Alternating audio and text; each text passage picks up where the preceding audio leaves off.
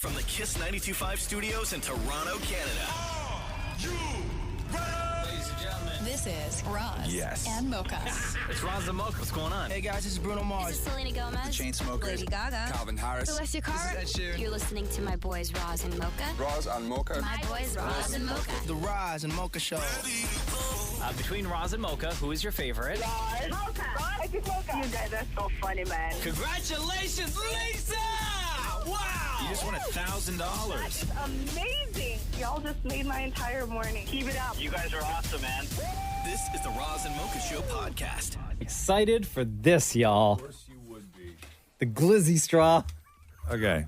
So, first of all, I'm starting to become a hot dog straw truther. I think the whole thing was a fake. Not a What do you fake, mean? but like a setup. I don't know, man. It's too perfect. So, if you haven't seen the video, there was a guy at a Yankees game who somebody was filming from behind, and he had a beer and a hot dog, and he took the wiener out of the bun, discarded the bun, took a straw, hollowed out his hot dog, the middle of his hot dog, with a straw, then discarded the straw, put the beer, like put the hot dog, the wiener in the beer, and used the wiener as a beer straw. And then did he eat the hot dog after? No, they didn't film that long. He's just enjoying a beer through a wiener. And then this video just blew up. Went everywhere. It blew up. To me, it just seems too perfect. However, that is not going to stop us.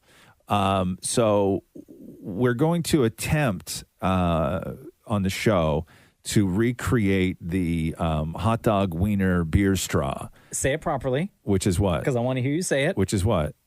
The Glizzy straw. I don't know what that means, the Glizzy straw. Why is it called a Glizzy straw? Glizzy is another word for hot dog. Oh, really? It is? Yeah, it is. Yeah, Oh, I didn't know that. Glizzy straw. That's why Okay. Glizzy straw was like trending. And I don't stuff. know what a Glizzy and is. all the videos were like, oh, what happened to wiener? People don't like wiener anymore? Is Glizzy like... too aggressive. Who says Glizzy? I guess a lot of people do. It's like when they call them Franks. Right? yeah. I always thought that was weird. Yeah, right? Yeah. Well, because Frankenfurter. So we're gonna do the Glizzy straw. So what do we have here? So you each have Deepa, Shem, Maury, and Mocha. Okay, you have all the makings for a Glizzy straw. So you have a clear cup, you each have a beer, you each have a wiener, and you each have a straw. Okay? Yeah. And Is light beer okay? Light beer is just fine. More. Okay. Deepa has non-alcoholic beer and a turkey hot dog. Yes. Okay, we got you, Yeah. girl. We got you. Don't you worry. Thank you. Okay, so I don't know what the technique is. So you guys get all set up, and if you haven't seen the Do you video, want us to poke the wiener first? Like, what do you want to do? You want to take a do that break, or now? do you want to poke the wiener now, or you want to take a break and poke the wiener? Let's poke the wiener, then come back and drink from the wiener.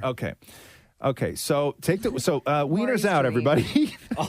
Okay. Yo, this wiener is so cold. Okay. Oh my god. It's so wet. Why is it wet? This is like Okay, so the technique, by the way, when he did it, you guys can start. Like a diva. So the technique, by the way, if you watch the video, what the guy did was he went in one end with the straw to hollow out the wiener. Okay, he got about halfway and then pulled out, and then went in the other end, and sort of like joined the two holes. Look at this. When you put your straw through, there's a little piece of meat that comes out.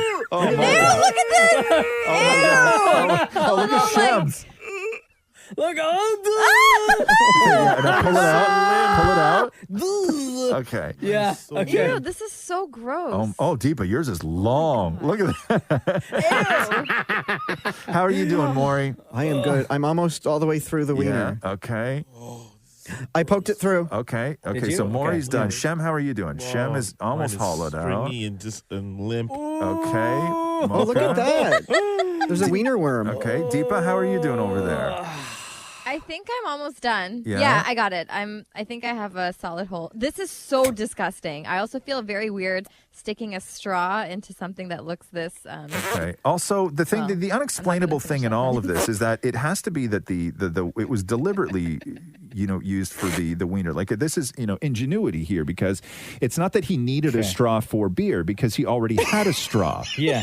He just used the straw. He used the straw to poke make the hole. Yeah, to poke the hole. Okay. Okay, so everybody hollowed out? Yeah. By the way, this is the viral video of the guy at the Yankees game, the Glizzy straw, who he had a beer and a hot dog, and he got rid of the bun. He took out the wiener, and he took a straw, a normal straw, and he jammed it down the middle of his hot dog wiener and hollowed it out, and then put the wiener in the beer and used the Hold on, wiener. can I help Deep out for a second? If you blow through the wiener, then the little meat part comes out. And not doing that on camera. And he used the wiener as a straw to drink beer from. So that's what we've done now.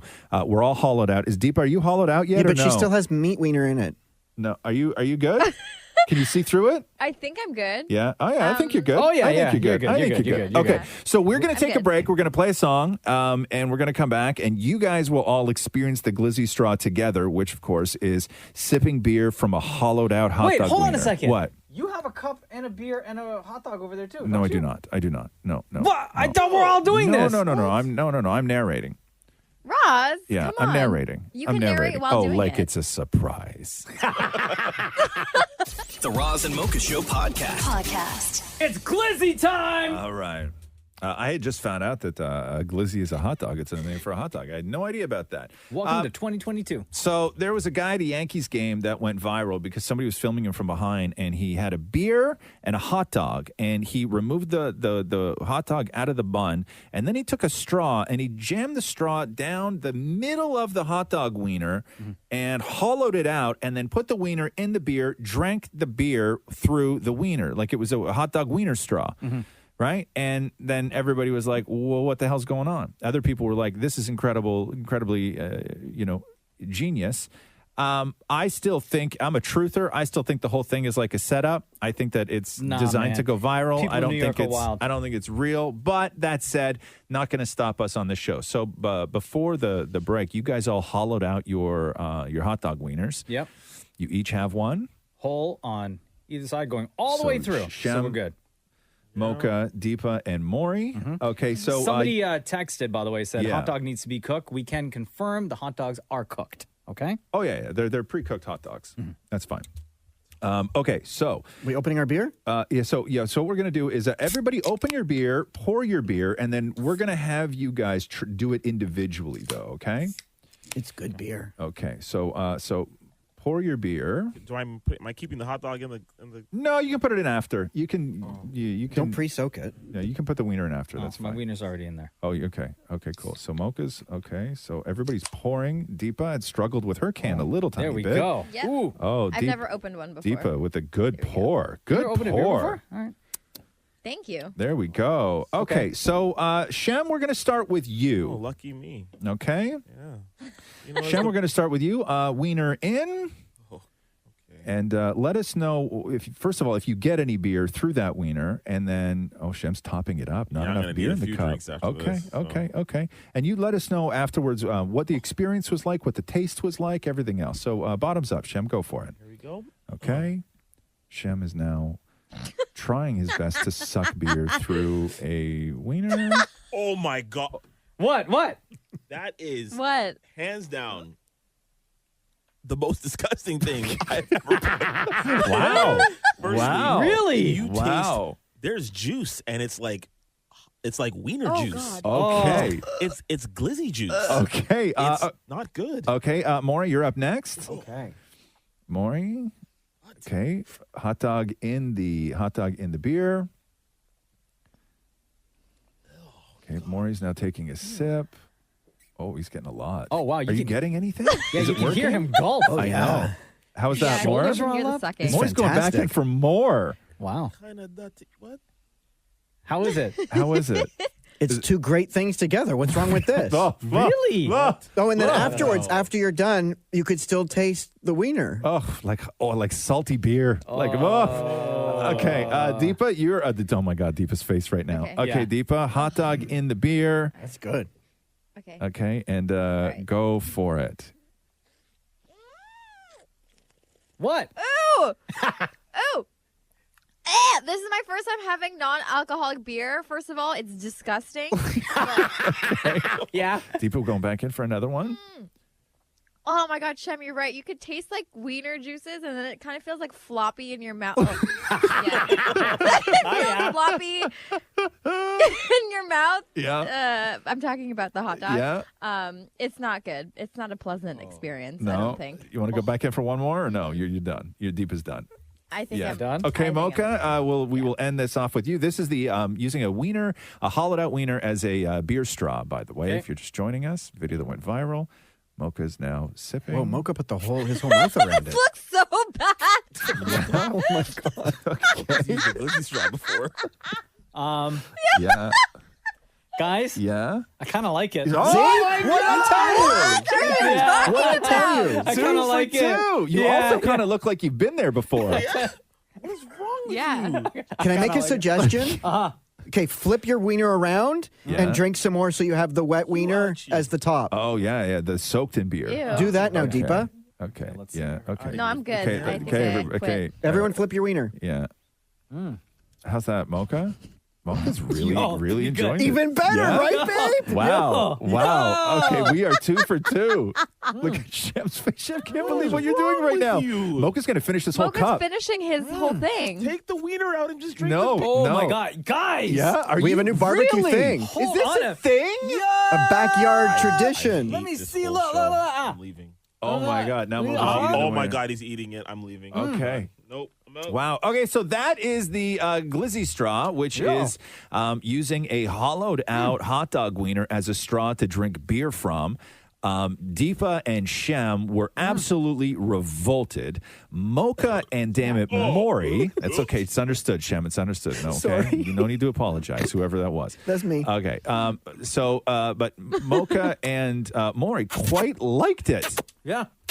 Yeah. Okay. So success. What are we saying? Success? Yo, Shem doesn't look. Where are you, Yeah, buddy? I know. Shem had to hide. He can't watch the video of you doing this. I'm going to do this with my family. Yeah. Yeah, it's actually pretty good. Yeah. You guys. And then you wild, you can man. eat the wiener right after. Yeah. I you just guys- did. I ate the whole thing. Okay. Okay. Oh, Right? The Roz and Mocha Show podcast. Roz and Mocha's Hell of a Story. Michael, hello. It's Roz Mocha. Hi, Roz Mocha. How's it going? Michael, welcome to Razamoka's Hell of a Story. When and where does your Hell of a Story take place? Well, I'm a commercial lobster diver here in Cape Cod, Provincetown. It's right on the tip of Cape Cod. Okay, Cape Cod. I only know Cape Cod from the Kennedys and the movies. Well, I'm right at it's like a little arm that sticks out from the coast. Okay, so you're a lobster fisherman from Cape Cod, and so what makes your Hell of a Story a hell of a story? What happened? I dive for I'm the only guy that does it out here in the whole state. How far down do you have to go when you're diving for lobster? Generally, it's like 40 to 60 feet. I'm out here right now diving. Oh, I damn. did 2 dives already this morning. Uh-huh. How many did you catch? Oh, God. We probably caught 300 pounds so far. Oh, wow. Wow. Jeez. Okay, cool. Okay, so what happened? I did want to say that this show's a hell of a story. And I was in a plane crash in Costa Rica, and I survived. Okay. But I'm not gonna tell that story now. This is another hell of a story. Okay, hold on a second here.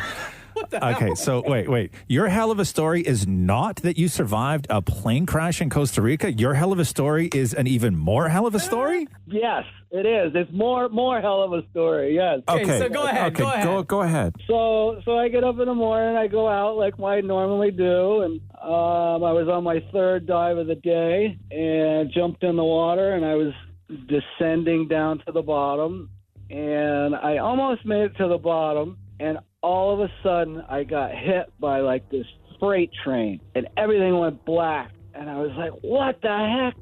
What the hell is going on? Did I just get eaten by a shark? And no, I didn't feel any pain, like I got, I was bleeding or anything. It was black, and I was just moving through the water and rushing, and I was just in this, just feeling crushed. And then I knew right away I was in the mouth of a whale. Hold on a second. Michael. How did you know the difference if you were in, were you inside? Like, what part of the whale were you in? Like the belly or the mouth, or where were you? I was trapped in his mouth. Everybody said I got swallowed by a whale. I was never swallowed. they have a throat the size of a grapefruit, and they only feed on tiny little fish. Right. So he was just feeding, and I just happened to be in the wrong place at the wrong time. In the moment, what are you doing? What are you thinking about? Well, I'm struggling. I'm trying to get out, and then my regulator that I breathe off came out of my mouth. Oh, no. And I was like, oh, my God, if I don't get this thing back in my mouth, I'm definitely dead. I found it. I put it back in my mouth, and then here I am. Wait, and so it's just all this pressure. No. Hard. Not wait, here wait, I wait, am. wait, wait, wait, wait. There's a lot Okay. more we need. Wait, so when you're inside the mouth, how did you, because you said that you thought it might have been a shark, how did you inside the mouth figure out that it was a whale? You know, when a shark bites you, Right. You're going to know right away. Oh, okay. Right. Okay. So how long did it take for you to get out of the whale? See, I was in there, and I was struggling, and it was just moving along. The water was rushing. He's shaking his head, and I'm just like, oh, my God, Michael, this is how you're going to die. Oh, no. And I was 100% sure I was dead. And I thought about my wife and my kids. And oh, my God. Another thing that went through my mind, I was like, well, I got like 50 more minutes of air in my tank. And I'm like, I could be in here for 50 minutes and just be trapped in here and run out of air, and that's how I die. Oh, my God. So I'm in there about 20 seconds, maybe 30, and he's struggling, and then all of a sudden he goes to the surface, comes out of the water, shakes his head, and throws me out of his mouth, and I land in the water. what did so you said that your respirator came out of your mouth when you were inside. By the way, we're talking to Michael Packard. He's a lobster diver from Cape Cod and got swallowed whole by a whale. Not swallowed, okay, sorry, not a whale. swallowed. Okay, you were in the water Trapped in his mouth. a whale put you in its mouth and swam away. I'm sorry. Big difference. Yep, huge difference. When your respirator came out, right? You were like your lips were like you. What did could you taste what the whale mouth tasted like? Like what was that like in there? It was just dark and scary and hard and just all bumpy, and I could barely move. I was so lucky to get that regulator back in my mouth that I was able to. It was just the scariest, unbelievable experience. So did ever. you take time off of work after, or were you just the very next day A-okay? Well, no, I had to let my knee mend, and then Jimmy Kimmel flew me out, me and my mate out to L.A. for 5 days in a fancy hotel for free, and I went on Jimmy Kimmel. And then when I came back, I started diving again. Wow, dude. That is, Michael, that is a hell of a story, man. Jeez.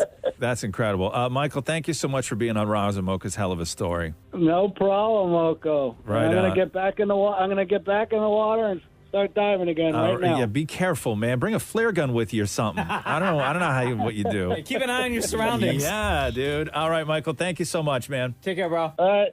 The Roz and Mocha Show podcast. Hey, Deepa, did you see this house for sale where the guy put up a sign that says it's definitely not haunted? Can't hear you, Deepa. Can't hear you, Deepa. Did your cat step on your... Oh, hello? Can Yeah, you hear me okay. now? There we go. Yeah. It's probably Tubbs.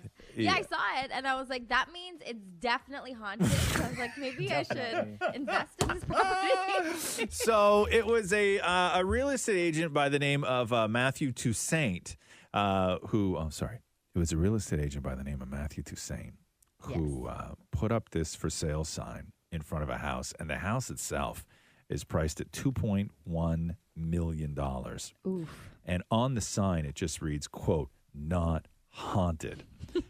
And everybody's like, well, what does that mean? Like, was it haunted and now it's no longer haunted? Or did you, check? Or, how did you verify? Or what's going on with this?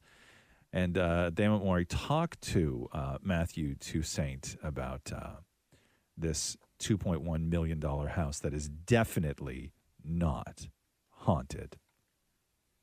Okay, one has to assume that if you put a not haunted sign on a house that you're trying to sell, that maybe you're trying to hide the fact that it actually is haunted.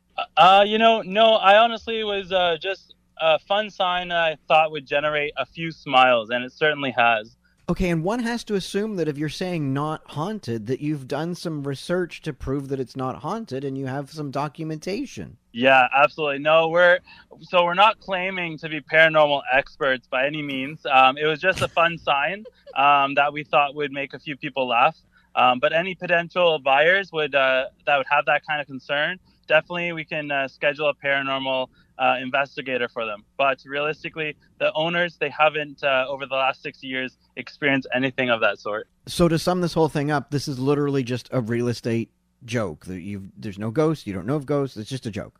Exactly. We just wanted to make something stand out. And especially in this listing, in this market, an older building, why not pop something that posts a lot of attention? And obviously it's been working. Now, when you put up a sign on a house that's for sale that reads "not haunted," Deepa, you believe in ghosts, hauntings, and whatnot. You paid a priest to come to your house. Too much money, by the way. No, it was good. It worked out, so I think it was the accurate price tag. It was the exact right amount of money. How much? It was $300, right? No, it's $200. $200. Cash? Cash money. It's a cash. It's a cash business.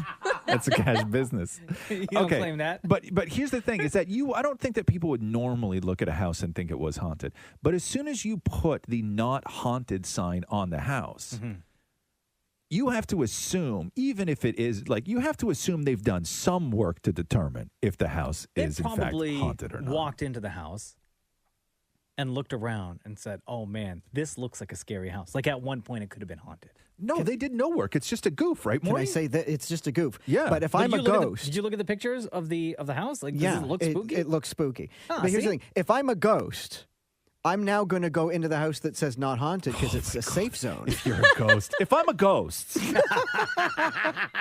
if I'm a ghost. Now, even though the house, there's been no report of the house being haunted. Nobody has ever once said the house was haunted. It's simply just an old house. But because the real estate agent put on the sign, not haunted, are you now less likely to consider buying that house? Absolutely. Deepa? More likely to buy the house. More likely to buy the house. No, because it's now entered your mind, Deepa. Now you're scared. No, I think it's because I know I've experienced a lot of things, but I've always wondered what would it be like to live in a house where every single night you hear things being thrown around or Deepa, you see something. hold on a second. What? Yeah. You lived in a house with your parents where weird stuff was happening.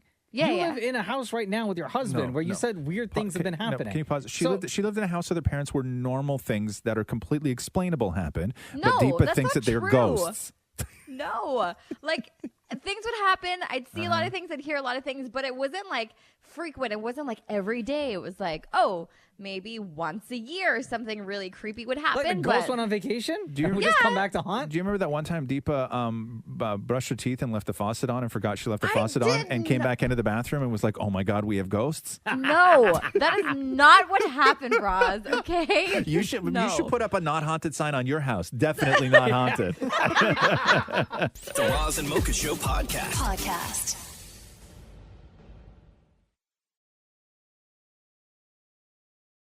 Ooh, hey, Maury.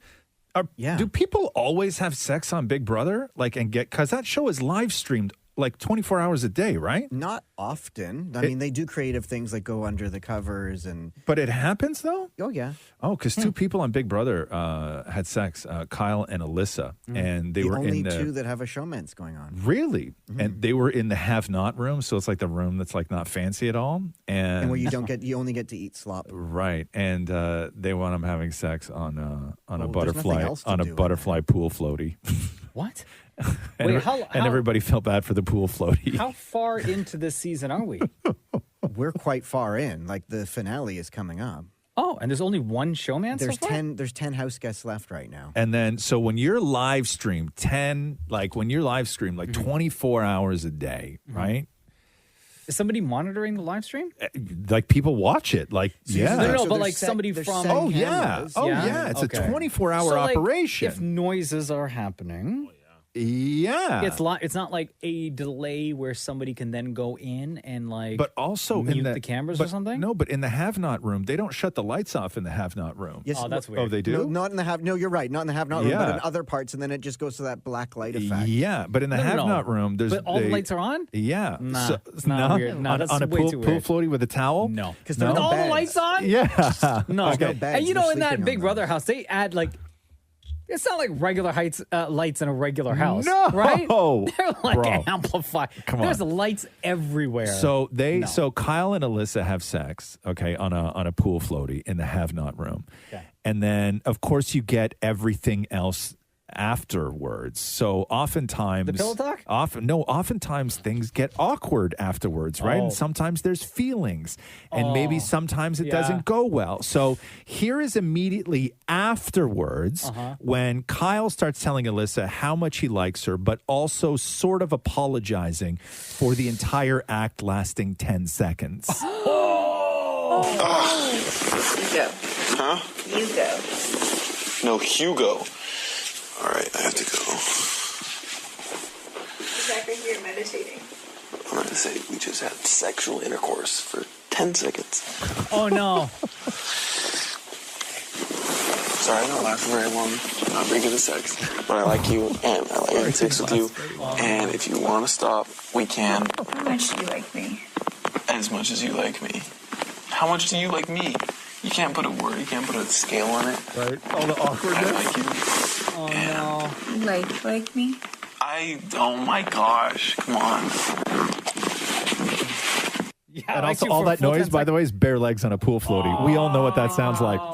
So Maury, Alyssa caught feelings, though, right? Like, Alyssa's really into him. Yeah, and 2 weeks ago, Kyle said to her, "We have to separate. We can't talk for a while," because he was on the block and didn't want people to really know about the showman. Right. So they were keeping it a secret from everybody and it else. really messed up her emotions because she's really into Yeah, this. so guy, here's as a lot of us Alyssa. Here's are. Alyssa. Kyle leaves the room, and here's Alyssa just in the room alone on the pool floaty. Hasn't even moved off the pool floaty, talking to the camera. No one prepares you to fall in love on Big Brother.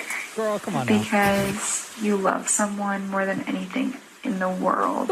And you have to play a game with them. A real life human game. I'm so screwed. Because I'm the kind of person that's like, when you care about someone, you fully care about them. And he has every ounce of my heart and soul. Wow. So, what do I do, America? After 10 seconds of lovemaking, right? Oh, Yo, there we go. She is sprung for this guy. Yes, right. Shem, you're a big fan. If that happened to you, you would just walk out the front door, Well, right? It won't be 10 seconds personally. Don't move. Oh, come on now. Shut up, Shem. The Roz and Mocha Show podcast. Last week on the show, we were talking about baby names that parents Google to see whether or not they're appropriate to name their kid that. Yeah, it was Google put together a list of the searches, and it was, can I name my baby whatever, right? And names on the list. Number one on the list was Apple. Apple, right? yeah, which is actually a very popular name Gwyneth in Paltrow. the UK, yeah. Somebody wanted to know if they could name their kid Amen. Someone wanted to know if they could name their kid Baby. Yep. Batman is on the list. Cinderella, Disney, 11. Yeah. Someone wanted to know if they could name their kid God. Yes. Another person asked Google if they could name their kid Google. Yeah. And the one that stood out for everybody in this room was somebody had asked if they could name their kid Doctor. Yes, so Right? they would just be like Dr. Frapp, Right. right? But It's then a- it's that, a like, golden ticket through life. Sure, but it sets you up. Like, you can't do any other profession than being a doctor, right? No, I know. Yeah, you can't. So I had said that I actually know a doctor whose last name is Doctor. So we call her Doctor. Right? Like, her destiny was filled. You had to. Like, There's right no from way. birth, right? Yeah. She had to become a doctor. No. So then on the Roz and Mocha text lines, Yeah. we got like an overwhelming amount of other, like, I know a person named this. Oh, you did? Yes. Okay. Somebody said, I work with a doctor named Dr. Slaughter. Oh, no. That's not good. Dr. Love in Burlington, Ontario Shut did my vasectomy. Oh, excuse me. Yeah. Somebody else said my hubby's vasectomy doctor is named Dr. DeBolster. Oh, no Shut way. up. Listen, This is Dr. DeBolster. yeah. Come on now. Hey, guys, my dentist's name is Dr. Sugar. Oh, wow. Okay. Yeah. I knew a Taekwondo master whose last name was Bates. On his belt, Shut up. he had Shut up. master. Shut up. Fill in the blank. No, he did not have Master Bates. No, Oh, he now I get didn't. it. After Ron said wow. it fully. I was like, Master Pay Bates? attention. Sorry. Okay. Now we're getting into like prank phone call kind of names. I don't know. These are just the texts that I'm reading, okay? Yeah. That came through. Somebody said I had an acupuncturist named Dr. Richard Dong. So the joke was I get Come on. Shut up. I was getting pricked by Dr. Deepa, cover your ears. Cover your ears, Deepa. By Thank Dr. you. Dick Dong. Deepa, you have headphones on. When you cover your ears, you have to take your headphones out. It actually made it louder. I know. Yeah, I was going to say, you just amplified what Mocha just said. Somebody else said, I have a friend whose dad is a doctor. Okay, this one I don't know if I believe fully, okay? Yeah. I have a friend whose dad is a doctor, and he does penis lengthening. Oh. His name is Dr. Stubbs. No, I think that is a real, I remember that. No. I think that he used to run commercials. Get out of here. Yeah. Can you Google it on your computer, please, so I don't have to do it on mine? Yes. Yeah. Again, this came from people who were asking Google whether or not they could name their kids certain names, right? Yeah. Dr. Stubbs is an expert in cosmetic plastic surgery, including cosmetic philoplasty for penis enlargement. Oh, wow. What? Dr. Stubbs, there you go. Yeah. And here's a headline from Maclean's magazine in 1994 when Dr. Stubbs met Dr. Long.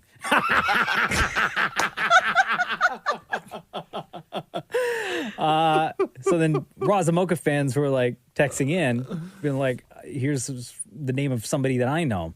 Yeah. Finally, my gym teacher was named Dr. Harry Butt.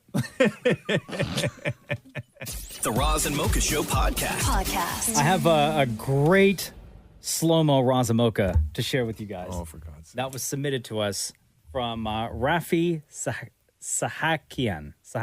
Sure. Hope I said that right. Great name. This is from episode 217 of our podcast, January of 2021. Okay. Because when you listen to certain segments of our podcast at half speed, it sounds like we're drunk, like completely wasted. And the conversations are extra funny. Correct. So this is the one submitted from Rafi. If you find a portion of the podcast that you want to submit to us, that when you listen to it at half speed, it sounds hilarious, DM it to us. Let us know, timestamp, all that. Let us know your name so we can give you a shout out as well. But this one is when you, Roz, were talking about the time that you had fell asleep with your hands underneath your head and that your hands then went numb. Yeah, it happens frequently. You know when you lie on the beach and you like take your hands, you put them behind your head? Oh, or when you're just like staring up at the sky, like, you know that move? For some reason, I fell asleep like that last night. What were you thinking with about? both my hands over like above of my head. Were you thinking about stuff? No, I just felt, I don't know. It was, I did it once and then it felt good. And so I didn't stop. My head is so heavy that my hands were locked under it all night, and I woke up. Oh, and your fingers the same way. No, I had no feeling in my arms. I couldn't turn my alarm off. Yeah, because you have a huge head. I couldn't turn I couldn't turn my alarm. My arms were paralyzed. How'd you turn your alarm off? They were. I slowly lifted my head, and then one arm fell to my side. Yeah, and then it was cold. You know when your arm is so sleepy. Yeah, like a dead arm. The pins and needles hadn't even set in yet. So, my arms were so dead, it just fell, off to the side of the bed. And I was, staring at my hand going, move your fingers, move your fingers, move your fingers. And I couldn't move my fingers. Yeah, I swear, you sound like the most drunk off the Henny right there. So if you that's find next level drunk. a portion of the podcast that when you listen to it at half speed, like Raffi did and submitted it, then feel free to let us know so we could share it with everybody else that listens to the Roz and Mocha Show. Roz, you should get drunk, tape yourself, and let's see if it sounds the same. I should. The Roz and Mocha Show podcast. Hey, why do women cheat? That's a good question. That is a great question. So, what they're finding out now is that women struggle more than men when it comes to staying faithful in relationships, which goes against everything that we've always believed. Wow. Quote, even when your marriage is good, you still miss that rush of feeling so excited you can't eat or sleep when you're having such an intense time emotionally and sexually with a new person. That's what I kept going after when they were doing this story. So according to this study, many women in long-term relationships are sexually adventurous and have secret lovers. The view that is most commonly that we all know is that men who cheat, and they cheat because their partners lose interest in sex, that notion is now outdated. Science says that it's actually women who struggle more with monogamy because we're in the clear. They get bored in the bedroom. They're the ones that get bored in the bedroom. They say women crave sexual variety, and while some stifle their desires, others will be unfaithful. Excuse me. The new research is correcting false notions that women have lesser libidos, that women are more naturally monogamous, and that it's easier for women to partner for life. They go on to say women don't like sex less than men, but they do get bored of sexual sameness. Switch it up, y'all. Sameness. That is why women step out, is not because it doesn't exist, but because it's boring. Step up your game, fellas. Right? Yeah. What? Listen. Yeah. That's. I've been saying this. That's what they want you to do. Yeah. Right. Learn new tricks. Do you feel like I don't know, do you think that social media plays a role in this? You see all these other people online and you're like, wow, this is who I could be with, blah, blah, blah. And then that changes everything in a relationship? No, I just think that it's legit. No, but women. Because before that, we saw really hot people in magazines. Yeah, I do think you people accessible. I think that people who in history have never had this many options in life before, and I think that having that many options isn't necessarily a good thing. It's tough when it's really close. Or just do what Mocha says and Maury.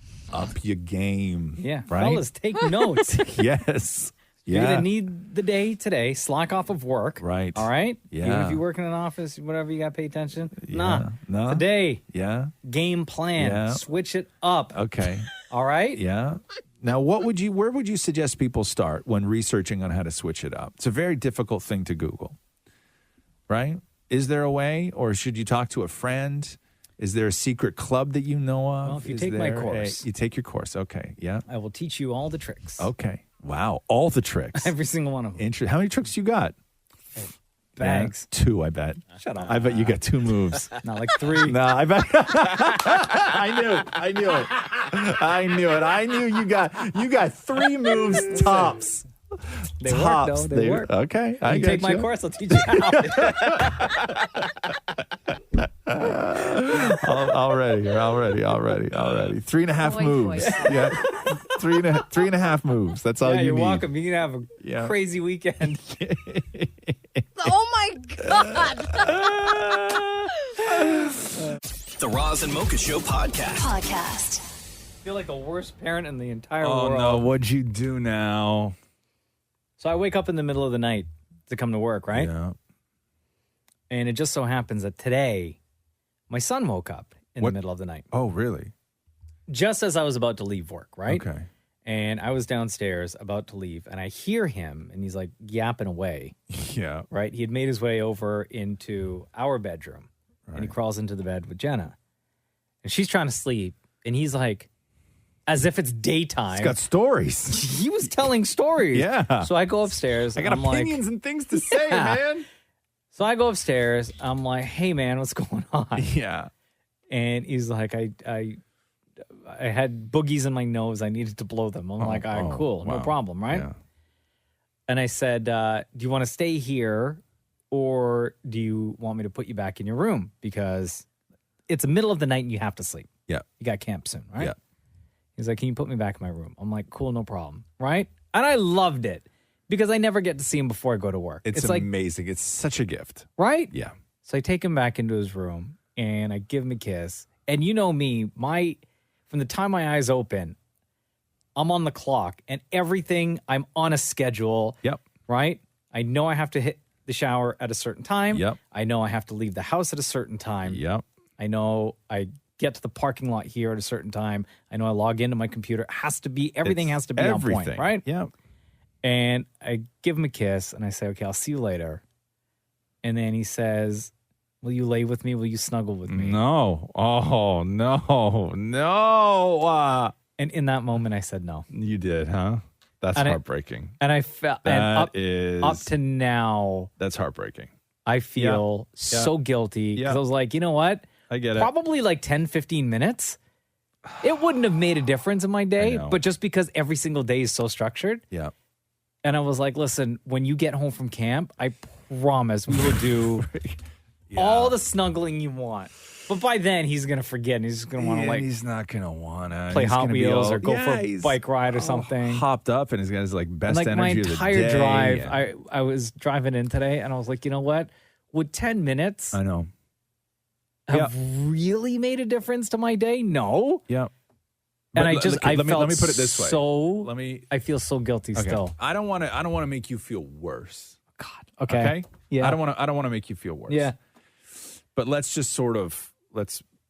ride this out here. Okay. Okay. So We're going into the multiverse here? No, we're going to stay grounded here, but let's just ride this out. So 10 minutes is what your boy asked for, a 10-minute cuddle, right? But the way that your schedule is, that 10 minutes is vital to your day, right?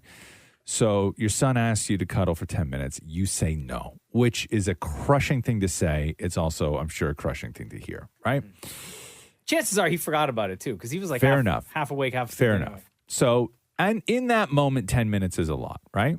But in the grand scheme of your day, how significant is that 10 minutes? In the Not at grand all. scheme of this week, Not at all. How significant? Nothing. In the grand Nothing. scheme of this month, Which is why I feel in the the grand most guilty. scheme of every bit of life you've lived up to that point and every bit of life know, you will I live know. past that point. I know. And I Where feel- where is that 10 Bro, minutes? I feel so bad I know. because he probably Yeah. would have fallen asleep in like the first 2 minutes. Yeah.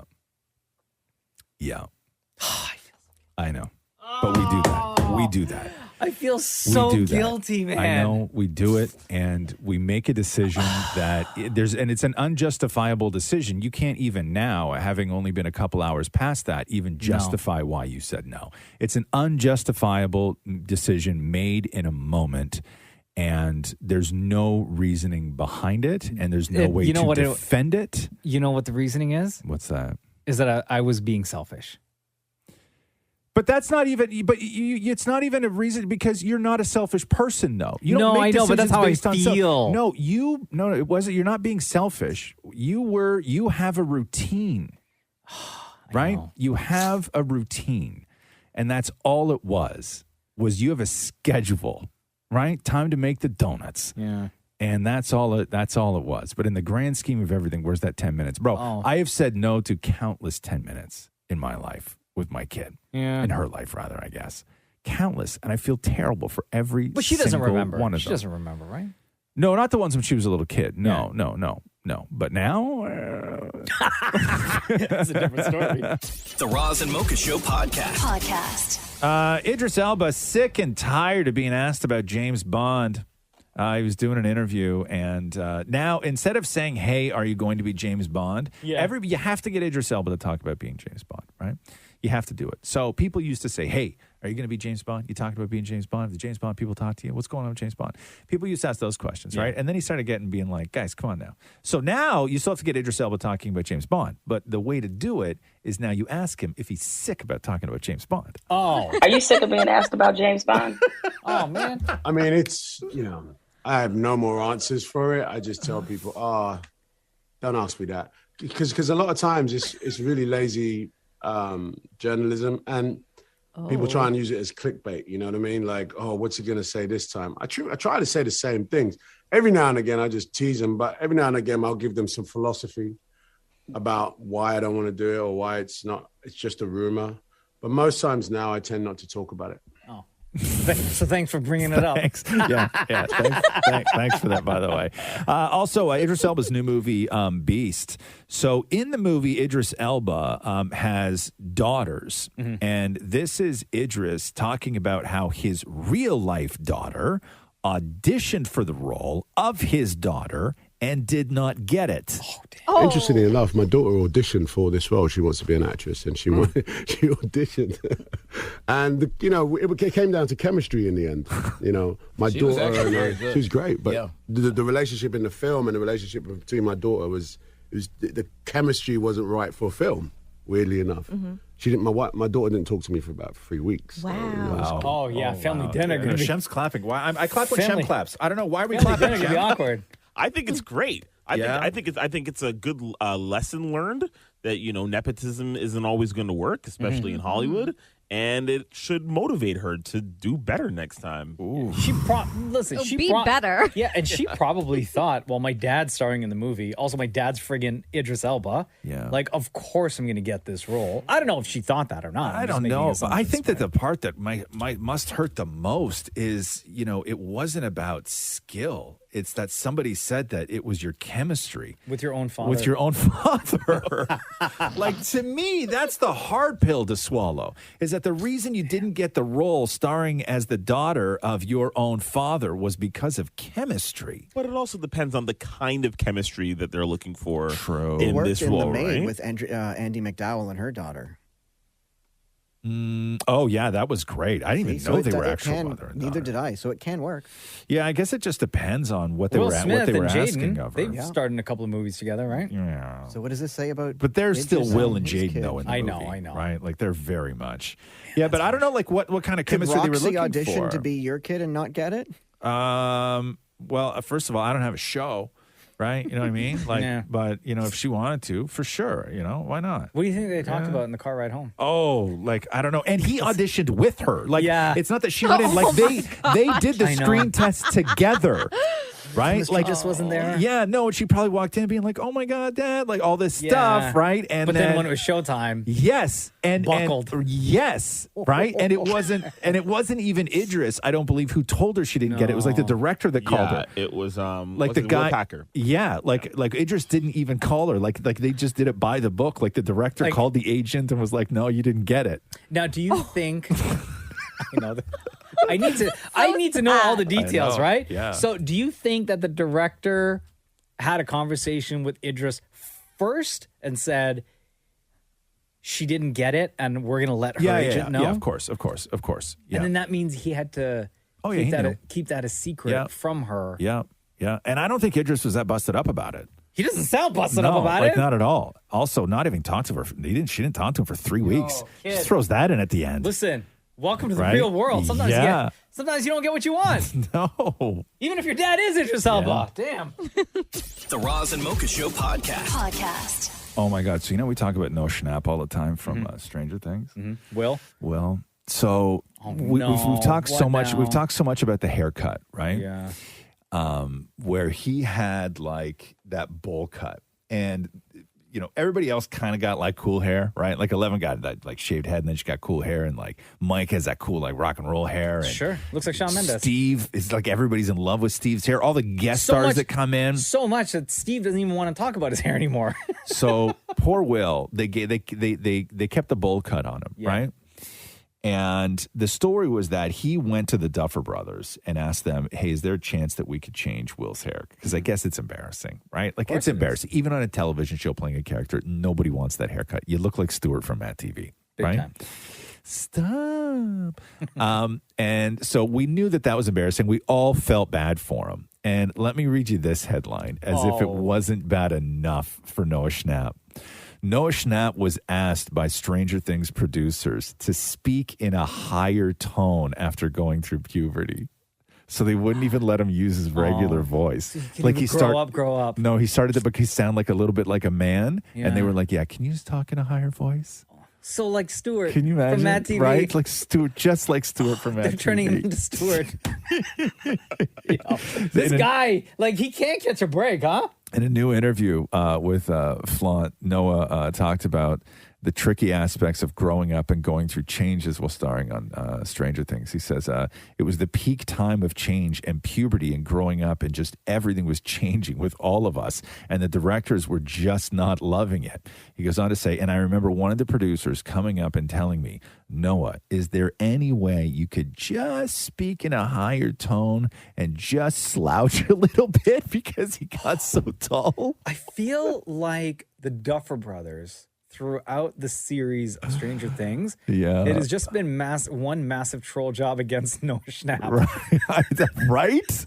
Like every single thing he tries to do or say to suggest like that his character is growing up and evolving much like the other characters. They're like, no, you were still slouchy little Will Byers. Which is fine when you are younger, but when they got to, this season, this most recent season, that's when like the guys on the show sort of started like becoming sex symbols to a lot of their younger fans, right? Like there's like Noah Schnapp, and I know you don't believe this, but like girls love that dude.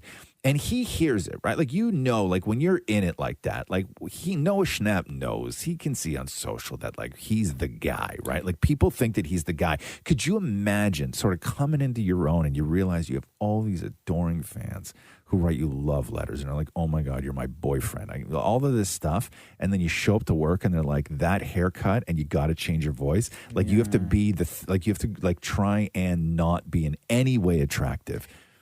Do you think, so we know that 11 is in real life going off to college, right? Yeah. But she's doing all of her courses online. Yes. We also know in real life, Noah Schnapp, Will, is going off to college, but he is like going to be on campus living in a dorm, like Roommates, mixing the with whole deal, everyone. yeah.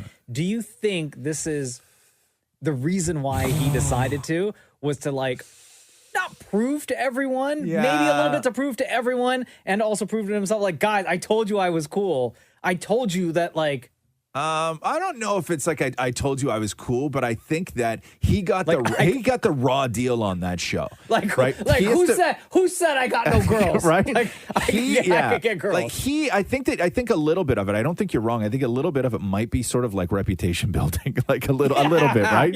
Like this is me, right? Has this is to the be. real me. I'm not Will. I ain't got that haircut, right? Yeah. Like look at me. I'm a lifeguard. I don't have to be a lifeguard, but I'm a lifeguard, right? Yeah. I'm hot. Look at me with my shirt off. Yeah. I think that of course I do. He's a young guy. Like who doesn't have a little bit of that in him, right? Like, but man, making him have that haircut, right, and refusing to change it, making him slouch because he got too taller, and then his voice cracked, started sounding like a man, and they said, no, you got to like speak in a higher tone. Yeah. That guy got a raw deal on that show, man.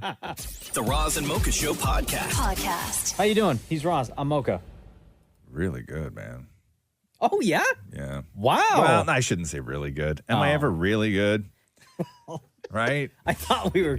like my bar's low for good. I thought we were right? breaking new ground. No. Like my bar I don't think I've ever heard you say really good. That's why it's but like celebration. Really, I know, but like it's really good compared to what, right? Like really good compared to me being miserable all the time, right? I'm not incredibly miserable right now. So therefore I am really good. However, my really good is probably your miserable. Oh. Okay. You know what I'm getting at? Yeah. Yeah? So, I don't know. Do we celebrate that or? No, generally, no. No. We don't. No, but No. not in comparison to everybody else. You know what I mean? Right. Like for you specifically, is that to be celebrated, or do we just move on? Well, I mean, I don't know if you generally celebrate somebody's mood. We don't really talk about moods unless Maury's in a bad mood, right? Oh, Maury's in a bad mood today. No. No, not. I just. No, I didn't say you were in a bad mood. Oh, I I thought you said, were saying that. no, geez. So let's start a fight, dude.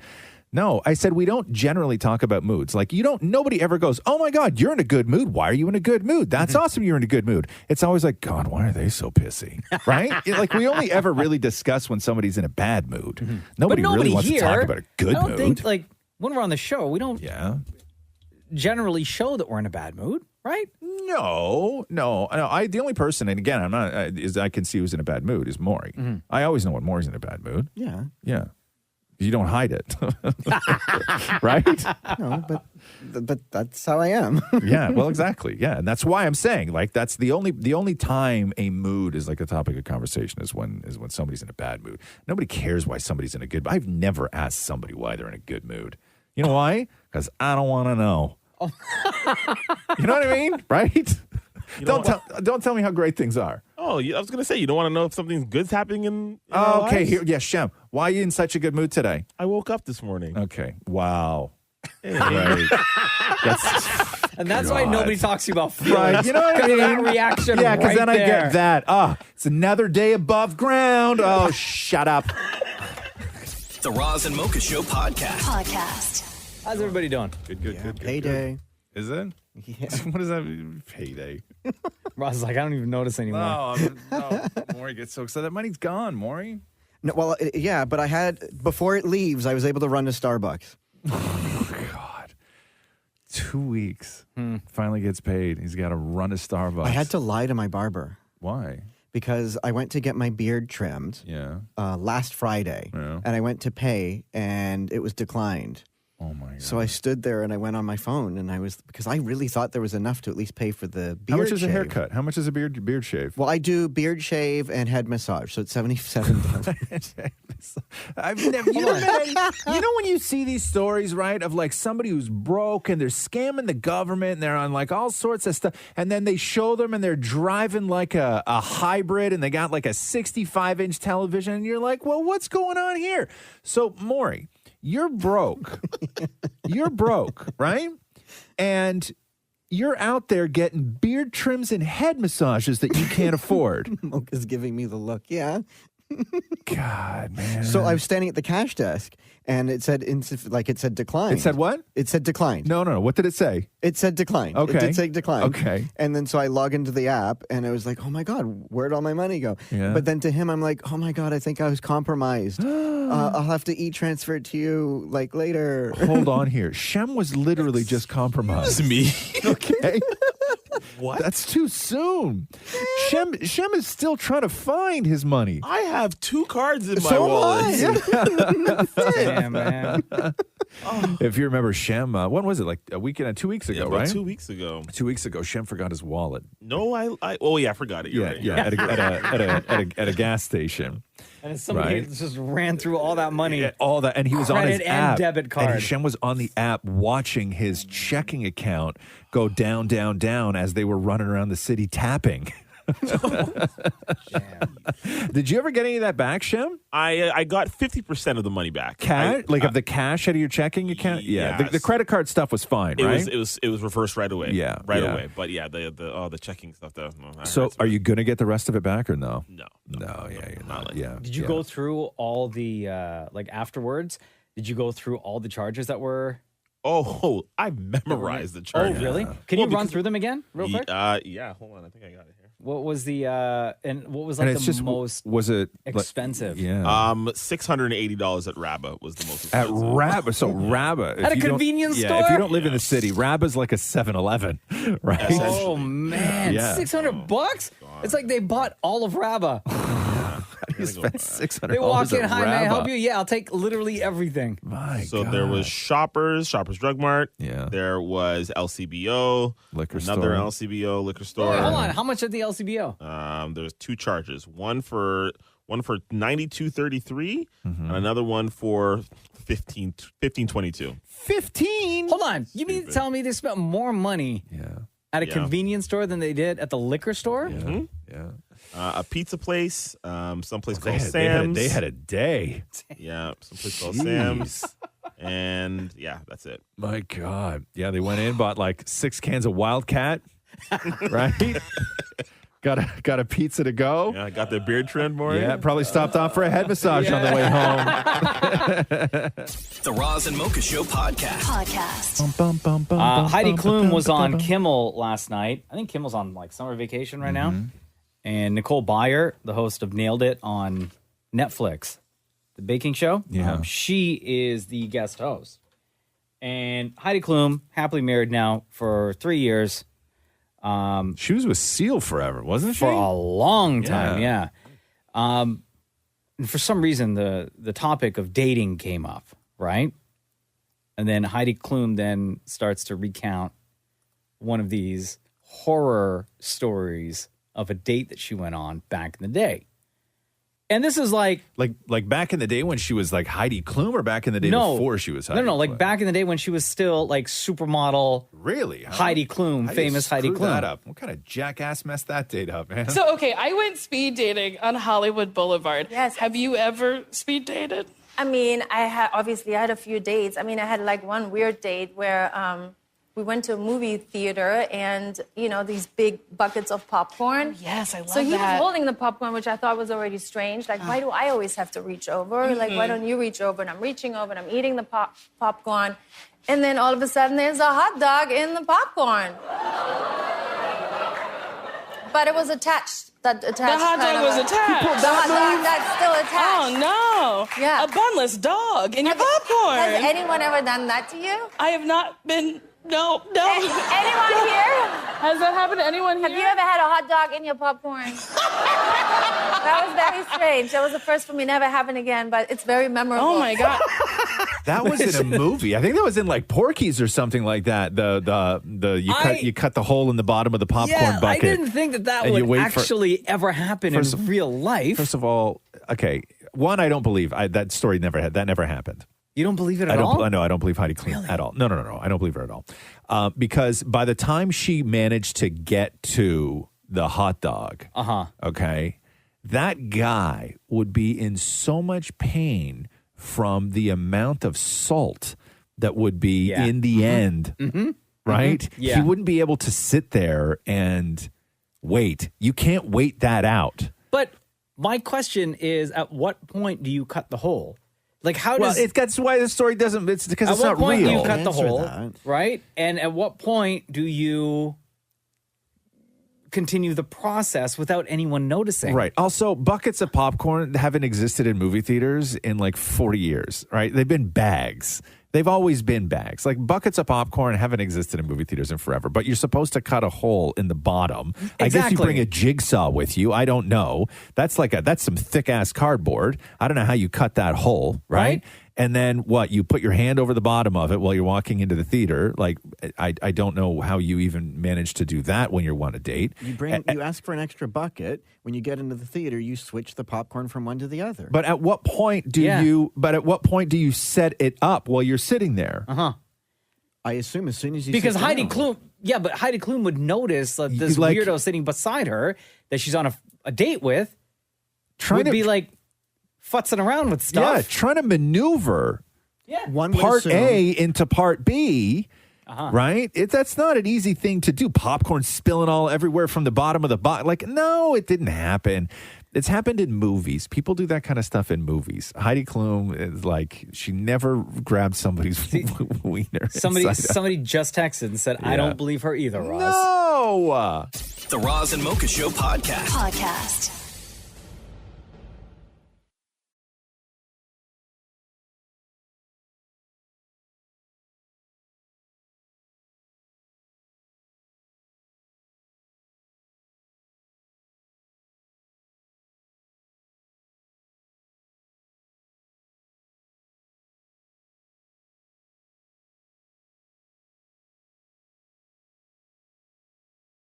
Claudia, it's Roz Mocha.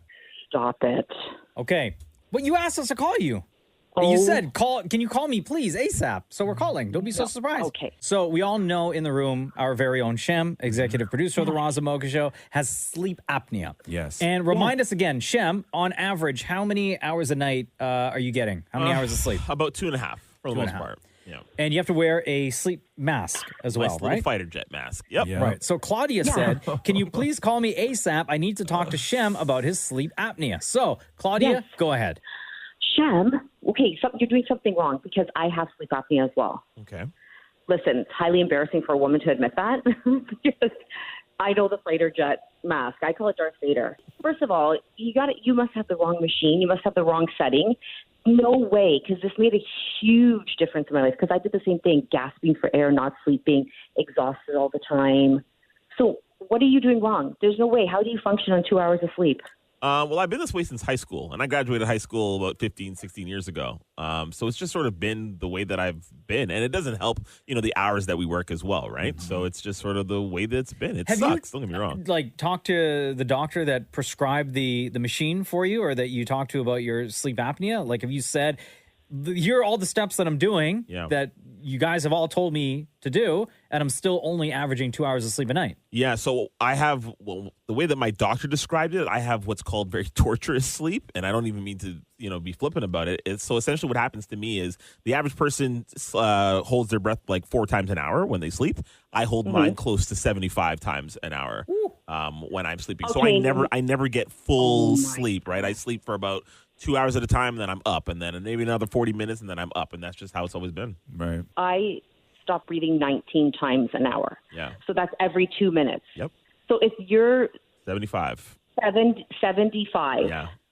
in 60 minutes. Yeah. It's insane. I know it's nuts, and it's not. It's terrible. And I also sleep on my stomach. I don't know if that's. And I don't sleep with a pillow. You sleep on your stomach? Yeah, huh? like a child. Really? Yeah. And no pillow on my head. I can't sleep You don't with use a a pillow? Can't Well, do it. that's even worse because I your tuck throat's it under. closing. You need to keep your head elevated so that your throat doesn't close because it's your throat closing, right? Yeah. But I can't sleep with a pillow. It just doesn't work. Why not? It just doesn't work. What's your problem with pillows? I have nothing against it. I actually cuddle it. What's his problem? I think I might be The lonely. man has sleep apnea. Why are you so mad at him? Maybe I don't know. I think maybe it's because he doesn't use a pillow now. I think I might be lonely. Right? I think maybe. I cuddle a pillow. Yeah. But I don't sleep with it on my head. Oh, buddy. Yeah, you do you have like one of those full big long body pillows that do. you wrap you wrap a leg around so like you put one leg over the the bottom of it kind of thing? It's great. It's Hold got like on. the beanbaggy little feel to it. Oh, so nice. Is the problem that you don't have someone? I mean, it might. Okay, can I say this? You know when I sleep the best? When you're with somebody? When I'm, Okay, yeah. That's when I sleep the best. Yeah. And maybe okay. that's it. Claudia, maybe you can help him out in that department. Yeah. I don't know. Is that a thing? Is that a We thing? can both have our masks, cuddle, and we'll be perfect. Do you? Hey, Claudia, I'll ask you this too. Shem, do you sleep a little bit better right after? Oh, 100%. Yeah. Oh my That's god. what he was saying. Out like a light. That's when he sleeps the best. Oh, I thought he meant when he's got a lady with him in the bed. No, that's afterwards. Well, I know, but sometimes those things are not mutually Oh, exclusive. I see. All right, so Claudia, your advice to Shem is maybe check the settings on his sleep apnea machine. He definitely needs to go for another sleep study. When was the last time you had one? I did one back in April. They were not concerned. This is really bad. You can get Oh, I've heard all the neurological Yes. issues and heart issues. Yeah, and I'm Yes. exercising Alzheimer's, more. stroke, heart attack. I'm really worried about you. Oh, it's very sweet of you. You can come cuddle me. Yeah, you want to? I know. It's like laugh, but wait a second. But hold on now. Okay, Listen, I'll let y'all settle. I'll let y'all settle this in your own DMs, okay, Claudia? We'll see if we can get you both a good night's sleep. Claudia, Thank love you, you Claudia. lots. Thank you so much Oh, you guys for are the reaching best. out. You have a great day. I love you guys. guys. You too. Bye, Claudia. Take care. The Roz and Mocha Show podcast.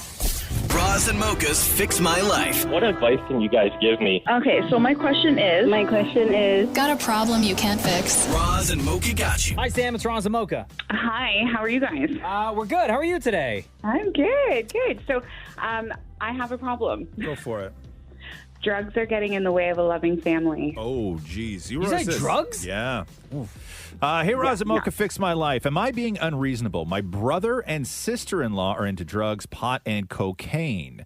It's a secret that only I and my husband know. We just had a baby in 2021, and I don't want my in-laws to touch or be around my kid or husband. Family members are wondering why I'm such a mama bear and being pretty cold and aloof when they're around. I'm worried I'm going to blurt out the honest reasons and rat everyone out, including my husband, who is using cocaine as well. When we first moved in together, we as a couple have moved on finding happiness, and I don't want to drag out his skeletons. I can't tell the truth without telling the whole truth. How do I handle them at family gatherings? Have you been in a position then recently where you are at family gatherings and your brother and sister-in-law are like, let me see the baby, let me hug the baby, let me kiss the baby, let me hold the baby? Yes. And in those instances, what do you say? I kind of like say, have you washed your hands? Because, COVID. Other than that, I kind of say just leave them. Like, we just leave them. So are you hesitant to have them interact with your child because they do drugs sort of like recreationally, or you feel that they're high in those moments? So I feel like it's just such a stigma. Like, it's just such a dirty thing. Like, I know, like, it could be on your fingers and stuff. And I kind of grew up in the situation. So I was like, I don't want any of it. Have you talked to them about this? No. I think you need to. I think that before you start sort of like, as you said, blurting out skeletons, I think that you need to have a conversation with them. And I think that, and they're going to have anybody who smokes a ton of weed. Okay. You know what it's like talking to a weed head, right? There's no problems. It's all fine. Everything else, right? Yeah. Coke, sure. What are you going to do? But I think that you need to have a conversation about two things. One, you are just not comfortable with that. And weed is legal and Coke is fine, whatever, all this stuff. But it's up to your own comfortability, what you're comfortable with. And it is your kid. And I think that you can say to them, hey, listen, you guys smoke a lot of weed and do a lot of Coke. I don't want you touching my kid. Also, you are not good for my husband, who used to do that stuff, doesn't anymore. I don't want you hanging around my husband because, he's going to smell it. You're going to bring it up. People who smoke weed are always talking about smoking weed. I don't want you around my husband because he's in a good place right now, and I don't want that influence on him. Okay, I like it. I'm not very straightforward, and I have a problem being very straightforward. I think in this circumstance, though, Roz gave like the absolute best advice. Yeah. And in this particular situation, because of how you feel about it, because of your husband's past, and of course because of the baby, I think you have no choice but to be straight up. Yeah, with your brother and sister-in-law. And then that way, okay, if anybody says to you in the family, God, why are you being such a to like your brother and everything else? Your answer to that person is ask them. Okay, yeah. Right? You're not giving any you're not giving any secrets out. You're nothing like this. So if then they do go to your brother and sister-in-law and say, hey, we were just talking to Sam, and she was like, there's tension between you guys, and the only thing she said was to ask you what's going on. They're either going to tell them, or most likely they're going to say nothing. Mm-hmm. And then you won't have to worry about it. Yeah, and it totally takes the pressure off me. Yep. And no, I like it. Thank you. Yeah, I think you just have to be straightforward with them. Yeah, because otherwise it's too much on you. Like why are you having to keep all these secrets, right? Oh my God, yeah, and I lie awake at night. Yeah, no. Just I would sit them down, have a conversation, and listen. You're not cutting them out of your life as as family members. Like, you can still hang out and all this stuff. You just don't want that around your kid. Right? Like, you don't know when they're high, when they're not high. And you don't know if they're, if they've laid off doing Coke, or if they've escalated it and they're convincing themselves that everything is fine and they can still function and do all this stuff. Well, high, that's what addicts do, right? Like, that's the sort of way they live, right? Exactly. Everything is fine. They deny, they lie, and all that stuff. And that's just what it's like having addicts in the family. And if you feel that they need help, maybe at that point offer. I'm convinced they're going to say no, because it's not a problem whatsoever. And anytime you know somebody who smokes too much weed and you tell them they smoke too much weed, the answer you usually get back is there's no such thing as too much weed. And so that's just a lost cause. So I would just have an honest conversation with them and then leave it on them. So if anybody brings it up to you, just simply say, ask them. Okay. Thank you. I like it. Thanks for reaching out, Sam. Much appreciated. Thank you. All right, bye. Roz and Mocha's Fix My Life. On Kiss. So I'm getting hyped for Disney Plus Day coming up on September 8th, right? Yeah. It's the anniversary of Disney Plus. So they've turned it into a tradition where on that day they have all the big releases, TV shows, movies, stuff that's new to streaming, right? What is the anniversary? Like, what is it? How long has Disney Plus been in our lives now? 2 years now. 2 years? That's it? Yeah. No. Yes. Or Really? 3. We're either going into year 2 or year 3 of Disney Plus in our lives. Came out November 2019. Okay, so year 3. Yeah. So the Pinocchio movie with Tom Hanks is going to drop on September 8th. Right. Pinocchio. It's so weird they somebody's spending money on Pinocchio to me. The Obi-Wan documentary, The Jedi's Return, that they've been hyping up. Right. Right. The TV show, they have like a behind-the-scenes show on it now. Yeah. So that's going to drop. Yeah. They're going to, obviously, She-Hulk, which is in rotation now. Episode 4 drops that day. Both Frozen movies, they're doing the sing-along versions that they're releasing on that day. Dancing with the Stars premieres that day. And then the Cars TV show premieres that day. That's a lot. Also, finally, and I'm so excited, but Thor, Love and Thunder, it was just in theaters, but it's going to be on Disney Plus on September 8th. Right. So I had put on Instagram, like I was really excited about it because I hadn't seen it, right? Yeah. I didn't go to the theater. Yeah. And I didn't read anything about it. I know nothing about it other than what I've seen in the trailer. Right. Okay? Yeah, it's not very good.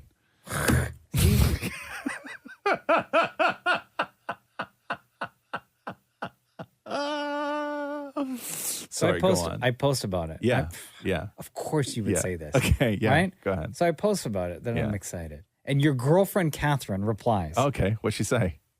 Have you seen it yet? Yeah. And I said, not yet. Happy that it's streaming soon. Yeah. And your girlfriend says, I hate to say, I was the most excited person to see it, and it was a bit, and then she put like sad face emoji, right? So I replied, I was like, spoiler alert. Well, that's not a spoiler.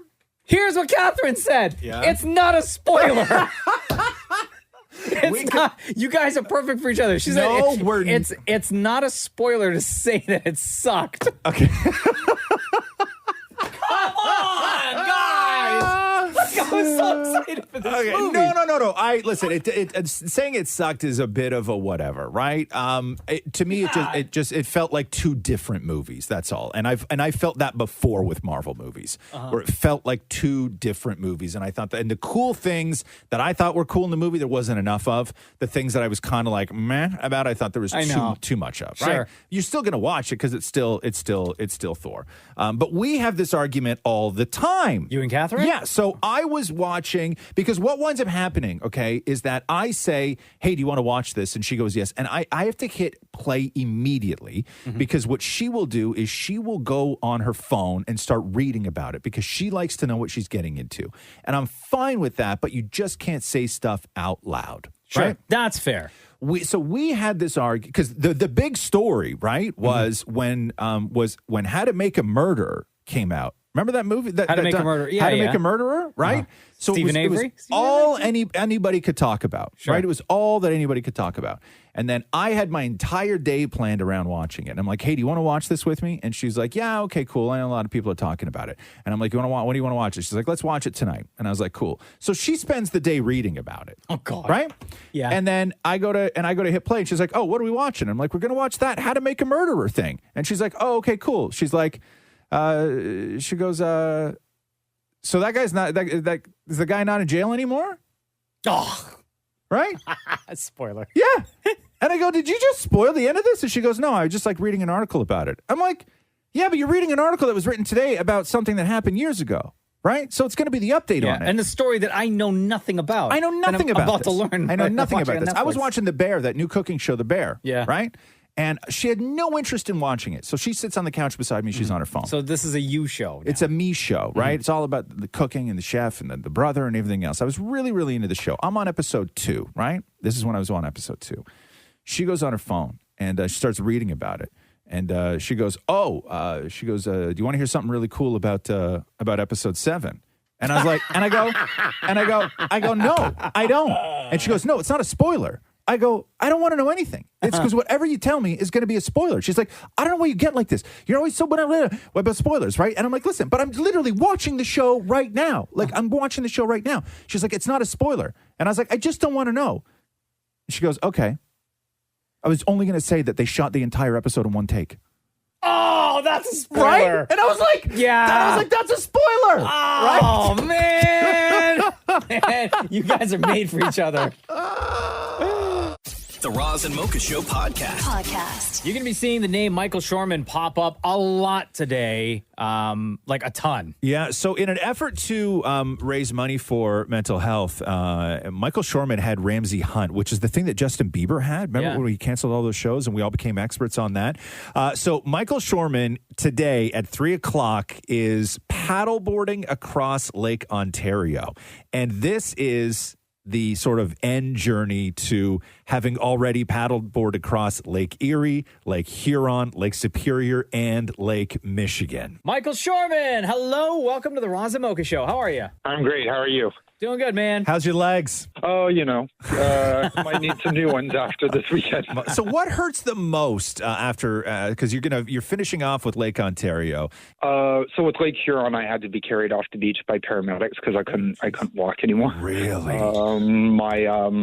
My feet got waterlogged. So when you're in a bathtub and your feet prune. So they swelled with being pruned.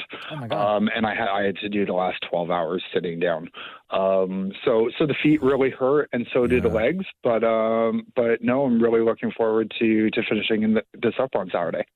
How do you prepare for such a journey? Like, what do you do beforehand before you decide to take this on? So there's a lot of training. I'm out on the water. I'm the only one out on the water in Toronto in January. Yeah. And there's a lot of in the gym training and mindset coaching and working with nutritionists. I'm fed every 30 minutes. They pass me a shake of carbohydrate powder and water and stuff. And yeah. What's the longest you've been out on the water for? So Lake Huron and Lake Michigan were both pretty much the same. Lake Huron was just over 28 hours, and Lake Michigan arriving in Chicago was just over 27 hours. Oh, how do you go to the bathroom? Is it like just what we So assume? my wetsuit's like a biohazard suit when I'm done. Yeah. Okay. It just happens. Just happens. So just like I'm going number one every 10 minutes. I'm drinking about 30 to 35 liters of water. Oh wow! And haven't had the experience of a number two yet. So let's keep going. Bro, I'm pulling for you on that one. You got one leg. You got one leg left. Okay. Now, the great thing about you and what you're doing is that this isn't a stunt, and that you are raising money for mental health, and you are now like the sort of second person in the world that I've even heard of who went through Ramsey Hunt's, which was the condition that Justin Bieber sort of made famous a couple of months ago when he canceled those shows, and we all sort of became experts on what Ramsey Hunt is. What's your story? When did you get Ramsey Hunt, and how did it affect you? And how are you now? My dad says I don't have to explain Ramsey Hunt anymore. Yeah, Justin Bieber. I developed Ramsey Hunt syndrome in 2018. I was a professional paddleboarding coach in Toronto, and I taught out of Cherry Beach in front of the skyline. And then I developed Ramsey Hunt syndrome, and over 5 days, all the nerves in my face shattered. I developed vision, hearing, and speech impairments, chronic vertigo, which I still have. Wow. And I spent the greater part of a year learning how to walk. And the doctor said that I never paddleboard again. Olivia Chow also has had Ramsey Hunt syndrome, and it can be mild to extreme. And unfortunately, I was misdiagnosed, and they missed the 72-hour window for treatment. So it's been a long journey back, and it started with 3 minutes sitting on the board, and then 5 minutes sitting down, and now here we are 3 months later. But I had a mental health breakdown, because when you lose your mobility, you lose your independence, and I had a mental health breakdown. So on the other side of receiving treatment, I decided that, I don't want kids and young people to ever feel hopeless like I did. Yeah. So this is all to raise money, to put mental health programs in schools, high schools, colleges, universities here in Ontario and across Canada and every province and territory. And just so we don't screw it up, where can people go to donate? People can go to jack.org/5 Great Lakes. There we go. That is amazing. Michael Shoreman, paddleboarding today, later today. Jeez. I read that you had said that when you're on that paddleboard for as long as you are, you at times have had hallucinations. Yeah. What is it that you see? What do you hallucinate? With Lake Huron, I saw a ship that wasn't there. Come on. Jeez. And I also saw a series of, it was one lighthouse, but I saw 5. And I thought they were on a carousel. And I thought they were on a carousel turning around. When you're going through the pitch dark, yeah, and you can see the lights in front of you, your mind plays tricks on you when you're sleep deprived. You just mentioned like when it goes dark, right? How scary is it to be out on that water once the sun goes down and it is literally pitch black? The sunsets are amazing. Like I've been lucky to see, I'll see 3 in total with all these 5 crossings. But when it turns black, it's you're out there, and I have a support team, but they're talking to me, trying to keep me as alert and safe as possible, so that I don't fall asleep. They say I have little mini naps. They can see me doze off. Oh my gosh. But no, going through the night's really challenging. And when the sun comes up, they keep saying that, the sun's coming up at 5. Just keep going till the sun comes up. Yeah. Because when the sun comes up, there's hope again. Oh my and God. I'm like, I can make it another 5 hours once the sun comes up.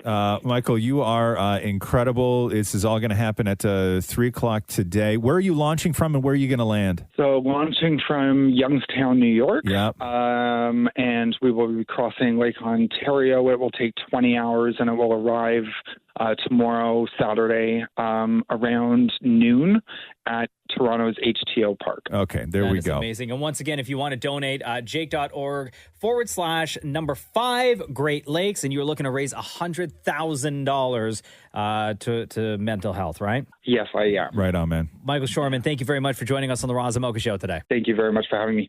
The Roz and Mocha Show podcast. On Friday, we talked to Mike Shoreman, the paddleboarder, who was diagnosed with Ramsay Hunt syndrome and was told he would never walk again.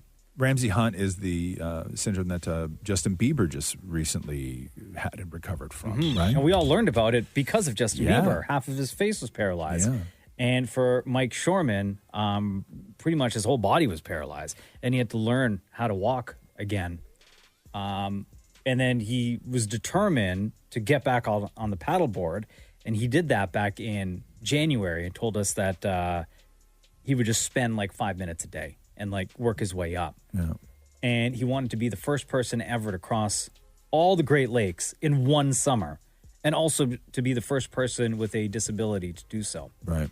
And his final conquest came on Friday/Saturday when he did it. He told us he would spend upwards of like 28 to 30 hours on a paddleboard, day right into night. So he had already done Erie, Michigan, Superior, and what's the other one? Huron. And so Lake Ontario was his final lake, right? Yeah. So as he's getting out of the water, Dammit Maury is standing right there. I saw a clip. I didn't watch the interview, but I saw a clip. Maury was like right there. The poor guy was like, looked like he couldn't even walk. I would have given him a hand, but I was too busy holding my microphone. I know. And it looked like, I don't know, I gotta watch the clip again. But did you push past like one of his family members to get to him? I'm very busy. Yeah. Jeez, man. Here we go. History is being made. The 5th and final Great Lake cross. The first person ever on a paddleboard to cross all Great Lakes in one summer. Mike Shoreman is approaching the ladder right now, and we will be the first to speak to him as he climbs up from the paddleboard, giving hugs and celebrating. Mike, congratulations. It's Maury. How are you? I'm good. How are you? Oh my God, what is going through your mind? You have made history. I'm so happy you're all here. Thank you for coming. And thank you, everybody. And poor guy sounds so tired, too. 5 Great Lakes in one summer. These people are here to cheer you on. How does that feel? It feels amazing. It feels amazing. This is for Canadian kids, and this is for mental health for millions of Canadians who struggle every day. And I hope that this sends a loud message and that this does a lot of good. And thank you all for coming. To Mike! More You told Mocha that you saw hallucinations in the other Great Lakes. What'd you see in this one? I didn't see any hallucinations in this one. This one was very good to me this time. Also, let the man get to his family. That's so great, though. That's awesome. Yeah, big time. And I'll tell you, as pushy as Maury seems, right? I think that after you've completed your 5th Great Lake paddleboard and you've been on that bloody thing for like 30 hours, I think what you want when you get out of that water is somebody there to document it. Like these words that he's saying right now, they would have meant a lot, but I don't know if they would have meant the same had he just been saying them to the crowd without somebody there with a microphone in his face. You know who else was there cheering? Who's him on? that? Our good friend, 101-year-old Hazel McCallion, former mayor of Mississauga, Ontario. Does she still hate you, Maury? No, she doesn't remember me. No, I don't. I'm not saying she hates Maury. She gets so annoyed by Maury. I think out there annoying a 101-year-old. For as much for the past 13 years that Maury's been calling and talking to Hazel McCallion, I still think that she has no idea who he is. Yeah, no, every year it's somebody new, right? Like 100% every year it's somebody new. So then Maury's talking to Hurricane Hazel. No. Hazel McCallion is here. Ladies and gentlemen, Hazel McCallion has showed up. They're hugging right now. Congratulations. We're so proud of you. Just great. Hazel, what do you want to say to Mike right now? Well, I'm so proud of him. You know, he sets an example for those that have all good health and can do everything. He exceeds that. I want to congratulate. We're so proud of you. How long would it take you to cross the Great Lakes on a paddleboard? First of all, I don't swim. Oh, man. So somebody would have to put me in a boat. Hazel McCallion showed up for you, dude. That's a big deal. Hurricane Hazel for Tsunami Mike. It's amazing. Let's get you to sit down in the chair over here. Let's get you to sit down. That's so great. That guy's a stud, man. Congratulations to him. Big up to Michael Shoreman. Crossing all the Great Lakes, all in one summer. That was his goal, and to raise money for mental health. Yep. Paddleboarder, he's got Ramsay Hunt syndrome, and again, he crossed all the Great Lakes. First person ever to do so with a disability, also to do so in one summer. The Roz and Mocha Show podcast. Somebody's suing all the social media companies. For what? And who? It's like a massive lawsuit. So they're claiming that Instagram, Snapchat, and TikTok cause mental health problems in teens. And so Meta, TikTok, and Snap were hit with 3 lawsuits accusing them of fueling mental health disorders in teenage users. And it's a massive sort of undertaking for this group of parents on behalf of their children. Because the problem was in the past, you couldn't actually sue Meta or Snap or Facebook because people always tried to sue over the content that their kids watched. And these companies would say that they're not in charge of the content. They're just platforms. So they had all these protections against them. But in this new lawsuit, what they're saying is that the plaintiff's claims do not come from any third-party content concerns, but rather the defendant's product features and designs, including but not limited to the algorithms and other product features that addict minor users, amplify and promote harmful social comparisons, and affirmatively select and promote harmful content to vulnerable users based on their individualized demographic data and social media activity. So they're not suing them because they host a video that is harmful. What they're suing them for is when their kids go on, they may watch 21 seconds of somebody cooking, but 22 seconds of somebody talking about suicide. And then so these kids are then fed only videos about people talking about suicide. So it's the algorithms that they're suing about. And it's so crazy because all it takes is for you to be exposed to one video, for you to click on one video. Yeah. And like you said, for how many ever seconds it is that you watch. Yeah. The 22 seconds versus the 21. And your feed is then messed up because you will only be fed things in relation to that 22-second video. Yeah. And it would take a really, really long time for you to like purposely game the algorithm to not trick it, but get it to then feed you things that are not that thing. See, because you could try and it wouldn't work. Like I've tried, like I've clicked on one thing one time, right? Yeah. And this is on like every social platform. You click on one thing, and no matter what other things I purposely click on and watch, let run for its entirety so that other things like that overtake the stuff that I don't want to see. It's so hard to reverse it, though. But it's impossible. Where TikTok changed everything, and this is why everybody is panicking, why Instagram is panicking, why Facebook is panicking, why they're all panicking, is what TikTok did is they allowed people to obsess about the app and get addicted to the app without actually being a contributor. Mm-hmm. And you don't have to follow anyone on TikTok in order to enjoy TikTok. When you first signed up for Instagram, you had to start following people. You had to choose whose content you wanted to see. You had to follow, and they were like, hey, right? Here are some accounts you may want to follow. Yeah, and then that's you click fine. on those, and then it'll say, how about a little bit more? But it still right? felt like you were Totally. in control and you had a choice on Yes. what you wanted to see. On TikTok, there's no choice, right? They start feeding you stuff, and then it's how long you watch a video, and then that is your experience on TikTok. So you don't have to follow anyone on TikTok in order to use TikTok, and then so that's where Instagram is going now. So that's why Instagram is changing This because of group the algorithm. It's a group of parents that are suing. Did they say for how much again? No. No. There's just, I mean, there's no sort of set dollar figure on it, but it's but this is the lawsuit that may make a dent because it's specifically geared around the algorithm. The Roz and Mocha Show podcast. WWE superstar Drew McIntyre is just outside the door, and I'm nervous as hell. Are you nervous? Why are you so nervous? Every time we talk to a wrestler. Yeah, I know. You get super nervous. So nervous. I know. Shem's going to close the door so we don't hear Shem freak out. So I know. close the door. Like I can hear him now. I can hear Shem now. Shem, should we invite Drew McIntyre to our wrestling group chat? I was gonna say, I think he'd be kind of cool. He'd give us some credibility. Yeah. What's going on, who man? just walked into the room? Come grab a seat right here, brother. Drew McIntyre.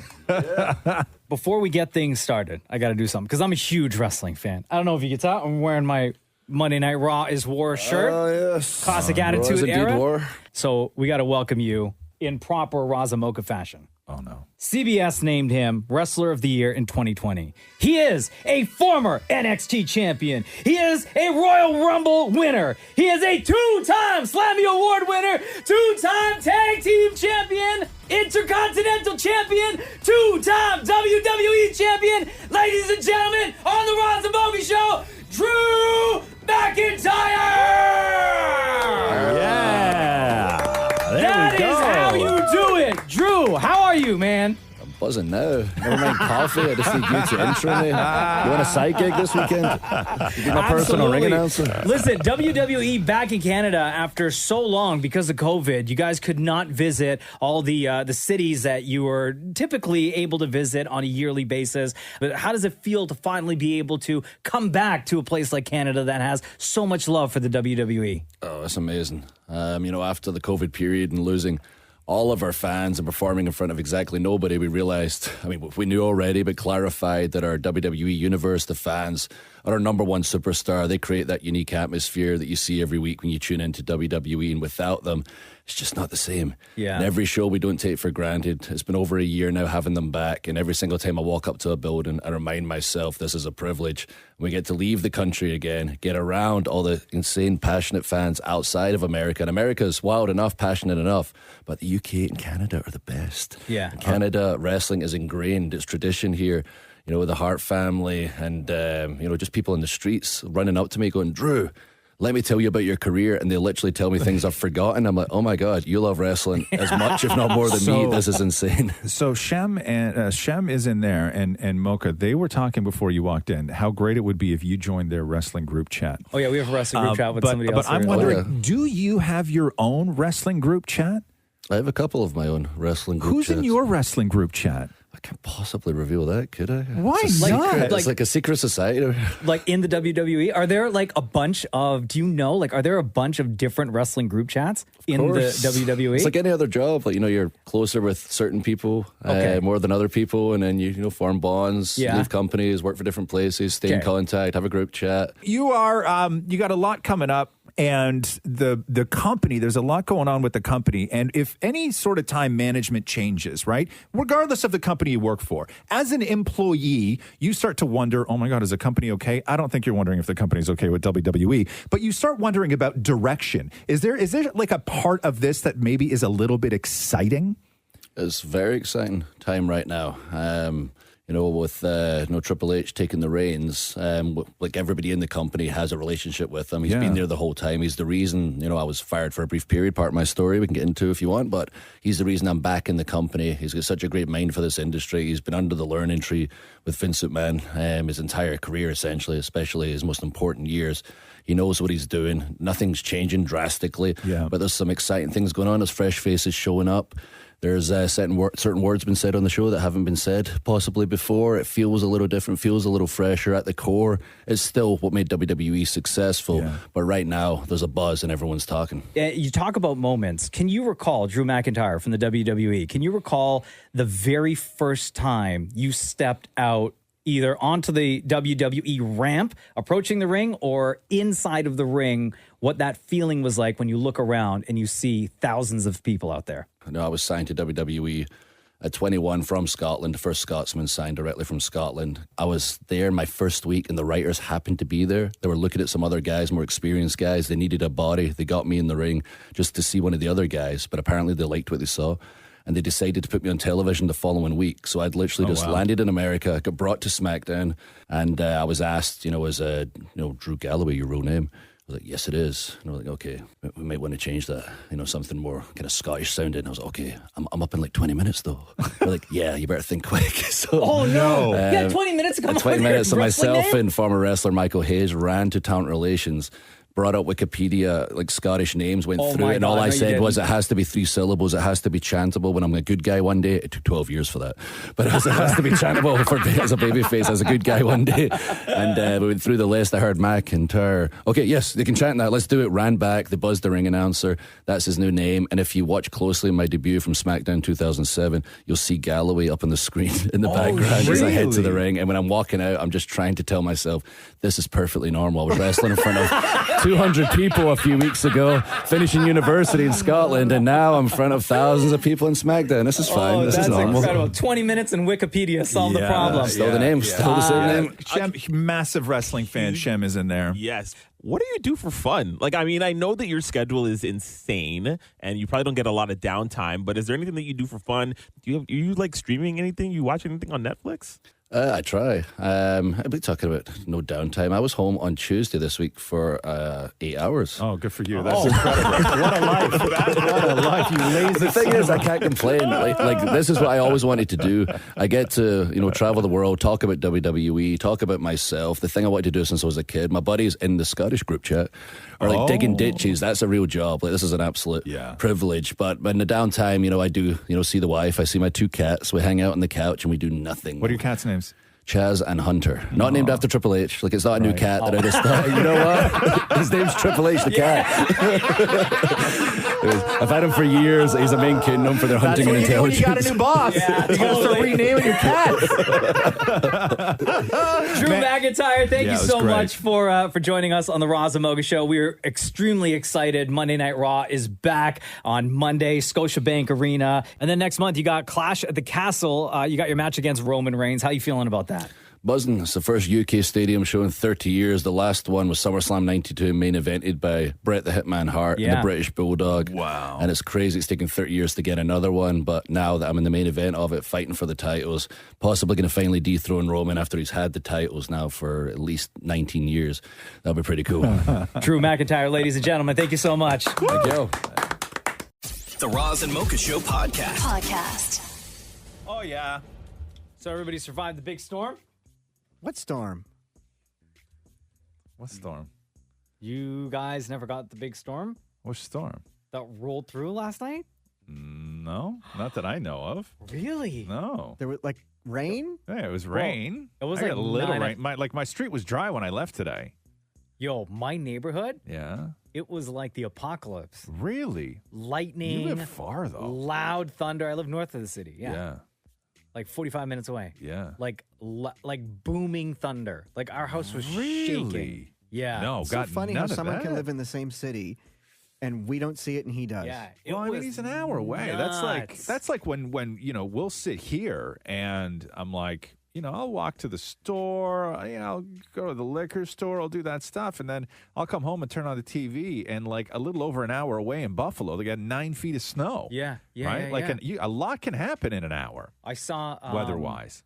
houses in Brampton. They were showing on the news. Like streets were flooded. There was a guy on a kayak. Come on. Going by. Really? In a neighborhood. And then like basements were flooded out. Oh, God, it's the worst. Yeah. That's it was the really bad I yesterday. had no rain. Nothing. Nothing. Do you even hear it, though, in the condo more? Oh, yeah. You do? Yeah, yeah. If you guys there's are only thunder. on the third floor. What's that? You guys are only on the third floor. But like your windows face into like an alley, though, right? Like it's. Oh yeah, and another. You don't condo. have like, and I'm not saying this in a disparaging way. What I mean is, oftentimes in a condo, it's the lightning that lights up the place, but you don't get that. We won't where- see the lightning, but if there's No. thunder, we'll hear that. Yeah. No, it Jeez. was loud. Now, when it thunders at home, do you guys cuddle it all more?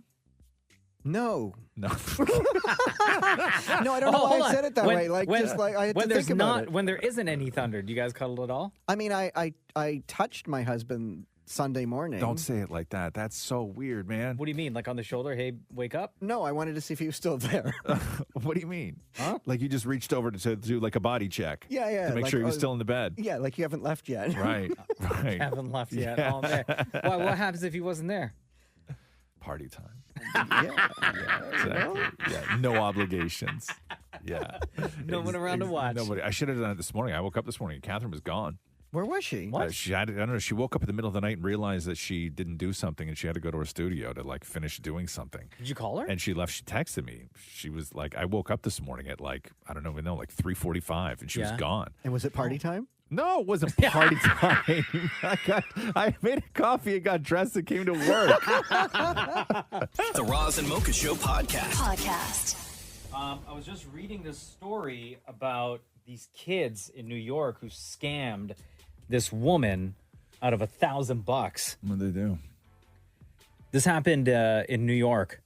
This woman, she's 29 years old, walking through Central Park, and these two kids, like children. Like how old? Like Like- grade like- school. All the story says is grade school. So I'm going to say 12. Okay. Right? Got to be around 12. Go up to her and say, hey, we're lost. Can't find our parents. Can we use your phone to call them? And this woman, being sympathetic, was like, yeah, cool, totally, no problem. Yeah. So she hands over her phone. The kids then open up her Venmo account and transfer $1,000 to an account labeled Black Lives Matter.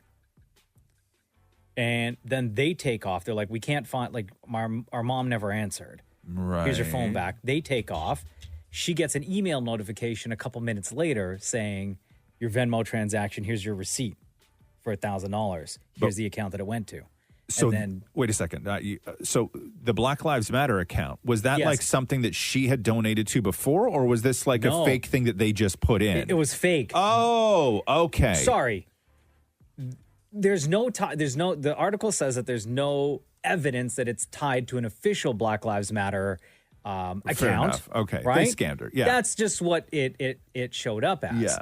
And so she God, goes to that's a smart move to if you're going to steal somebody and you got a fake Venmo account set up, just call it Black Lives Matter. Yeah. Right? You know what I mean? Right? Like that's So smart. If she you're goes if to you're the a crook. police, right? They say, where did this happen? She said Central Park. Yeah. They said, outside of our jurisdiction, we can't do anything. So she goes to the proper jurisdiction that takes care of Central Park. Yeah. They go on to say to her, well, we can't do anything about it. It's your fault. You gave them your phone. Right. What are you doing giving strangers your phone? Right. And then she presses a little bit more, and then they go on to tell her, you're the third person today that have come to us saying that they were scammed. Yeah. But they wouldn't tell her which account, whether it was Black Lives Matter or not. The same account that these kids Let's use. just assume that it's not Black Lives Matter. That's insignificant to the story. Let's just assume that these No, kids the just reason set why- up an account. Here's the reason why I say that, right? Yeah. Is that people are using Black Lives Matter because in February, a woman in Florida, Yeah. the exact same scam happened with a bunch of kids who Venmoed $4,000 to an account labeled Black Lives Matter. Yeah, because who's going to argue with that, right? Right, Like yeah. who's going to argue with that? That is a crazy scam. First of all, who the hell has Venmo on their phone? Right? Well, I mean, I You have would have to- PayPal. I mean, I guess in the U.S. everybody uses Venmo. Because when you're on someone's phone, right, in order to make sure the scam, like proceed with the scam, Yeah. you have to search to make sure they have a Venmo account. If they don't, they Right. probably give back the phone. My mom Like didn't these answer. guys are fast on the phone. Yes, Like you got to scroll through like all the apps, or I guess you can just do a, You can search, just do a search, right? open Venmo, and if the account is actively used, then like this woman who got scammed in New York, the account's already attached to the credit card, so it's as easy as typing in who the recipient is, Yeah, of course. the You amount, got send. your account memorized, everything else. Everything's So moving forward, if you're going to, like, if some kids come up to you, then I would dial the phone. What's your mom's number? Put it on speaker, and I'll hold the phone while you talk. Right. Or just ignore them. That's what I would do. Yeah. Well, I mean, I'm just Kids like, come up to me saying they're lost. I'm like, you're on your own. What do I look like? You're lost forever. You know what I mean? When I was a kid, Yeah. you had two options: hunt down a policeman, or do you remember they used to tell you to go find a crossing guard? Like when I was growing up, right? Remember that? Remember that? If something ever happens, go find a crossing guard. And as I got older, I started to look around at crossing guards, and I'm like, that guy's not going to do anything for me. and they never would. It's not like crossing guards have changed over the years. No, They were always that guy, right? Sure. But I remember that you have to go find a crossing guard. These kids should. I would say that. Go find a crossing guard, man. I'm busy. The Roz and Mocha Show podcast. What'd you do on the weekend, more? I found the greatest cookies of all time. Oh, go Do for tell. it. I have never fallen First of all, in love pause with for a cookies. second. Previously, what was your favorite cookie? I enjoy the President's Choice Decadent. Yeah. Oh, so good. Right? Yeah. But I have found the Chips Ahoy Red Velvet chewy cookies. Right. They sound like they make me constipated. Wait, but red velvet is just But there's a chocolate little that they thin layer use of cream inside the middle. in the right in the middle. Yeah, like I guess they sort of somehow created a middle of the actual chewy cookie. Like you bite into it and there's a thin layer of red velvet cream. And how many did you have? I finished the whole package. How many did you tell Matthew you had? Oh, no, we ate them all together. Oh, you did? We both They are were in love that with these good. cookies, but they're so expensive because they're not from here. I found them at this like specialty shop. Where are they from? They're these ones are from the UK. So we were in, we went for a road trip. We went to Prince Edward County on the weekend. Oh, beautiful. Love it there. And there was this little Mexican grocery store out there. And anytime I see a Mexican grocery, I go in because they always have the best cheeses, fresh tortillas, everything else. And I always go in and buy stuff. And so we went into this Mexican grocer, and I always love when they have like chips and all that stuff from all over the world. Anytime I go into one of these specialty stores and they have chips from another country, always buy chips from another country. Okay. So Catherine's like, oh my God, they have chips. I'm getting you guys chips. And I was like, okay, cool. So the bag of chips that she got printed from the manufacturer, right, with the name on it, which is in Spanish and I didn't understand it, with like the sort of tagline or the slogan, whatever, which was in Spanish and I didn't understand it, but like right in the middle, printed on the front of the bag of chips was the actual price for the bag of chips. Okay. Which was 15 pesos. Okay. Maury, do the conversion right now. Go online to find out how much 15 pesos is in Canadian dollars. So First of all, and it's do you big. have to know how to spell pesos? Google will finish it for me. Yeah, that's true. See, right there. Okay. So right on the. Do you want me to tell you? Yeah. 96 cents. For 15 pesos. Yeah. 96 cents. That, okay. to me, sounds like a great deal. Great deal. But above that, the 15 pesos, okay, above that was a sticker from the store. Oh, God. Yeah. Which they were selling for $4. You can't do that. Come on, that ain't right. Okay. That ain't right. That's more pesos, bro. Thank you. That's too many pesos. Yeah, no. You can't put a sticker when on the bag of chips says 15 pesos 96 cents. Yeah. You can't then put your own sticker that says $4. Well, you're paying for their shipping and handling. I know, but still. Nah. I'm giving you $1. I want my 5 cents back. Right? My cookies were a package with $6. So Catherine walks over to the corner, and they have these beautiful, like embroidered, like circular pockets, right? And they're on these barrels in the corner by the window. And she walks immediately over to it, and she picks one up, and she's like, she looks at me, and she's like, oh my God, this is like the cutest tortilla tortilla wrap, right? It's embroidered and everything else. It looks gorgeous. Handmade. And then she walks over to the guy at the counter, and she's like, is this a tortilla holder? And he's like, it's decoration, right? Okay. And she's like, oh, okay, cool. And then so she like puts it down, and she goes, how much are those blankets? And he's like, they're just decoration. She's like, yeah, but how much are they? And he's like, no, you're not understanding me. Those aren't for sale. Oh, it's just to decorate the store? It's to decorate the store. And she's like, oh, okay, cool. So we didn't buy any. We got $4 chips that were originally 15 pesos, which were really not good. They tasted like they had they were worth 15 pesos? No, and I tried to eat the whole bag. Yeah. I tried to eat the whole bag because really, like a tiny little bag of chips for $4, not a good deal to begin with. So they better be good. Yeah. They were not good. Oh. No, they tasted like they had been on a truck for a week. Because they probably were. Yeah. The Roz and Mocha Show podcast. Let me play this Adele clip real quick. Okay. This is Adele talking about how Sia once called her lazy because of the way she talks and writes songs. I guess because she was saying this stuff in songs. What? Yeah. Listen. I do remember that on 19, I always use the word cuz. One time, I was in the studio with Sia, and I kept being like cuz or but and she's like, we don't do those words. We don't do those words. We don't use words like that. Like, it's just like lazy. But clearly, I'm lazy. Because she said cuz? Cuz, yeah. Yeah. I guess instead of because. Oh. Right? Well, maybe it Because, flowed. Maybe it flowed the song. that's what I thought, too. Like, shut up, Sia. Yeah. Don't tell me how to write my songs. Yeah, wow. Like, people listen. really turned on Sia, huh? No, here's the since thing, that though. movie. Sia's great. I think like Sia a lot. she hasn't released a song that I didn't like. Yeah. Okay. She's got a True. fantastic voice. True. Great songwriter. Yep. Her music videos are always amazing. Dynamite. Yeah, right? you're right. Original concept. But I'm not telling you how to run your business. Don't tell me how to run mine.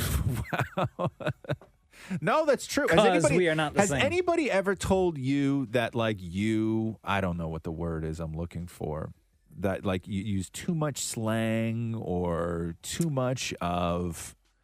No. No, Actually, no, one's ever because I guess said- you have a job where you can get away with it, though. No one's ever said to me, like, even in a meeting. Actually, one person at one point years ago, an old boss of ours, pointed out that somebody else had said that I say that's what she said too much. Or it was like a little inappropriate. Oh. And then I stopped for like a year. For a long time. maybe. I Maybe remember less than when a you year. stopped. And then I was like, you just whatever. brought it back. Yeah. No, that's I interesting. think that was the only time. That was it. How about you? But because I like, you can go online. Like, I think it was like a TikTok thing that I was watching one day where people were like doing their work Zoom voice compared to their like regular voice, right? Like, we don't have that. I mean, Maury has multiple voices for multiple things. Sexy voice. What's phone voice, Maury? Hey, this is Maury from the Roz and Mocha Show. Oh, God. Yeah. And if I'm talking to LA, we're hoping that you can call into our show in Toronto. Okay. What's sexy voice?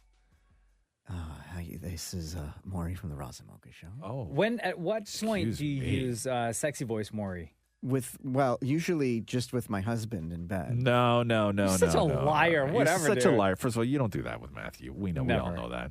When does I sexy baby voice talk with him. Sexy voice used to be before Matthew. If I was doing, if you're doing what? Like, I was talking to a guy on a phone chat line. Uh huh. Yeah. What would you say? Yeah. What would you say? This is Mark. You use the name Mark? Yeah, of course. Okay. He's not going to use Maury. Yeah. Way to pick something completely different, though. Okay, Okay. Mark. Okay, So you would say, yeah, this is Mark, Hey, this okay. is Mark. This is Mark 6'2". 6'2". Okay, yeah, go ahead. Keep going. Sounds just like you, Mark. But Mark didn't sound sexier than that, or this is exactly the level of sexy that Mark would have? This is pretty much it. Like you Yeah. wanted to sound Mark never believable. got any dates, huh? No, Even he being didn't- even He 6'2" never- and blonde. No, 6'2" Mark never got any dates. Okay, so go ahead. So what was your start again here? So you're 6'2", Mark. Hey guys, Go it's ahead. Mark, 6'2", blonde hair, blue eyes. Just back from the gym. Yeah. Yeah. What else? I just want to see what's going on before I hit the showers. Wow. Like you really couldn't stay off the dating line. If you had to call the dating line post gym but before shower. Yeah. Or were you looking to hook up with somebody to join you in the shower? Is that the deal? You go for a workout and then you find a shower buddy? Well, some guys really like, oh wow, you have that like gym sweat, you know? Right. Some guys are into that. So it didn't really work, but did you ever have any interest? Like, would other guys? You get messages for sure. Yeah? Yeah. And, like messages to like, hey, tell me more about yourself, Mark, or let's meet up. No, tell me more. Yeah. Oh, never. And they let's usually meet up. sounded like they were in their like 50s. And you had just said that now you don't do sexy voice anymore with Matthew. You do baby voice with Matthew. That's the sort of new sexy thing, voice. yeah. What does baby voice sound like? Like when you're talking to Matthew? Hey, butterfly. No, but say all the Mark stuff again. Oh, hey, this is Mark 6'2", blonde hair. Just gonna hit the gym and then the shower. So that's how you talk to Matthew? I sound like a whiny bitch. The Roz and Mocha Show podcast. The godfather of Canadian hip-hop, Maestro Fresh Wes, is gearing up for back to school with an appearance at one of my favorite places in the entire world, only because I used to work there back in the day, Scarborough Town Center. Tomorrow morning at 11, he'll be reading his book, Stick to Your Vision, Young Maestro Goes to School.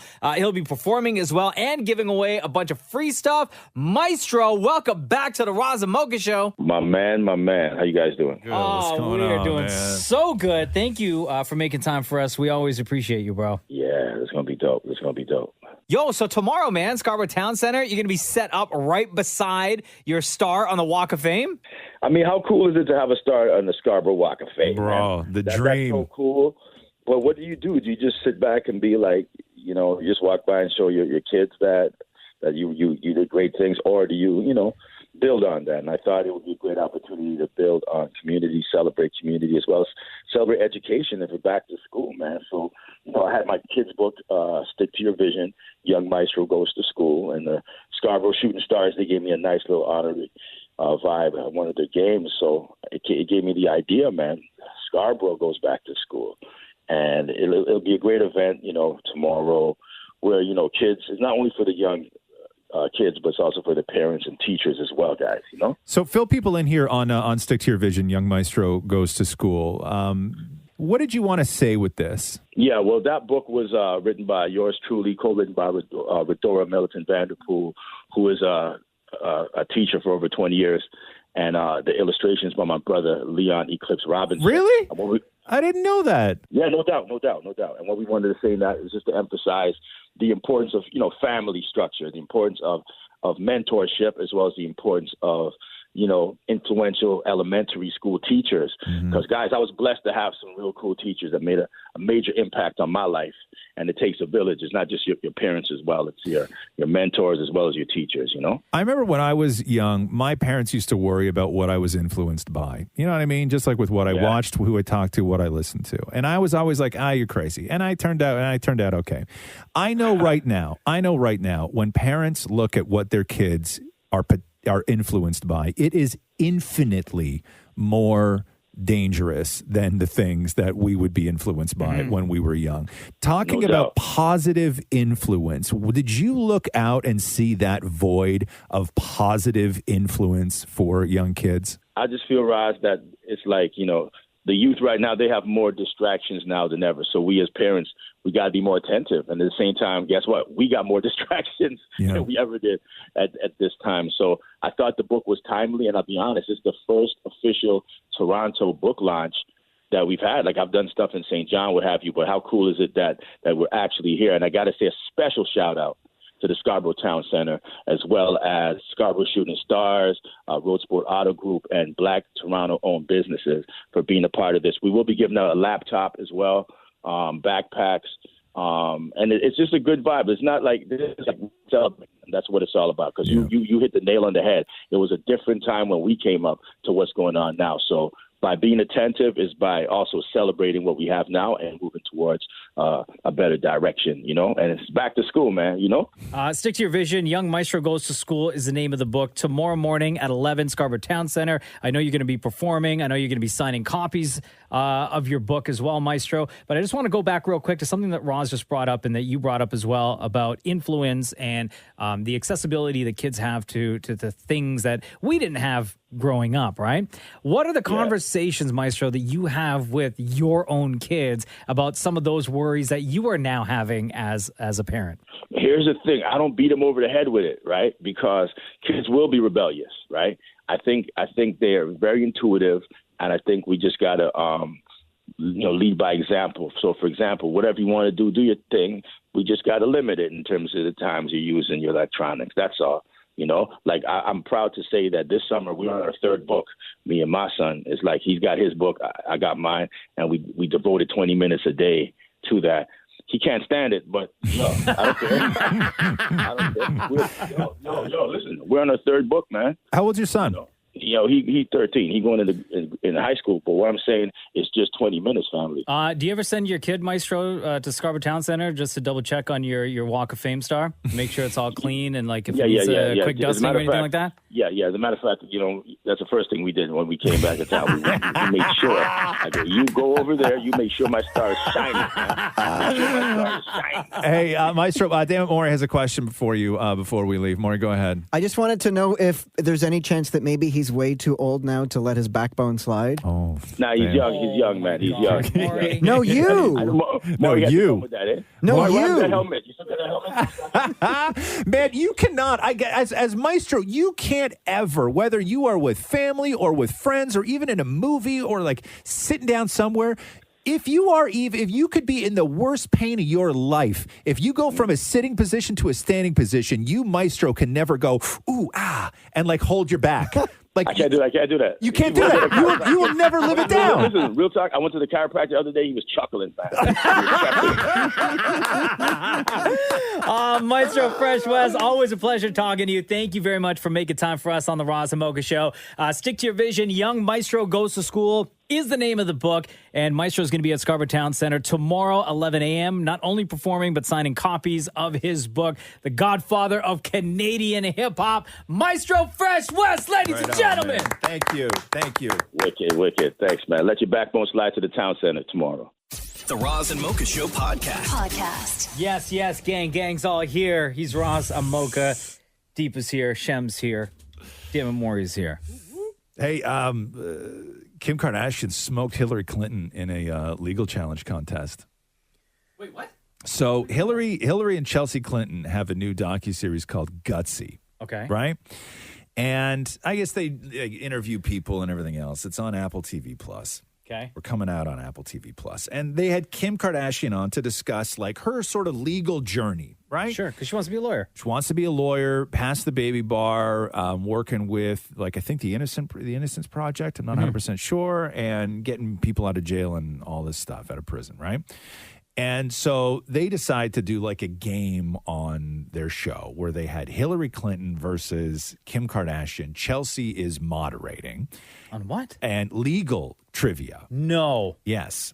Oh, God. Okay. So it turned out that Kim won 11-4. Hold on a second. In legal questions. But Hillary right? Clinton's a lawyer, isn't she? Hillary Clinton's a lawyer. She was Secretary of State. Yeah. She was, all this How other did she stuff. lose? So I want you to listen to their explanation, okay?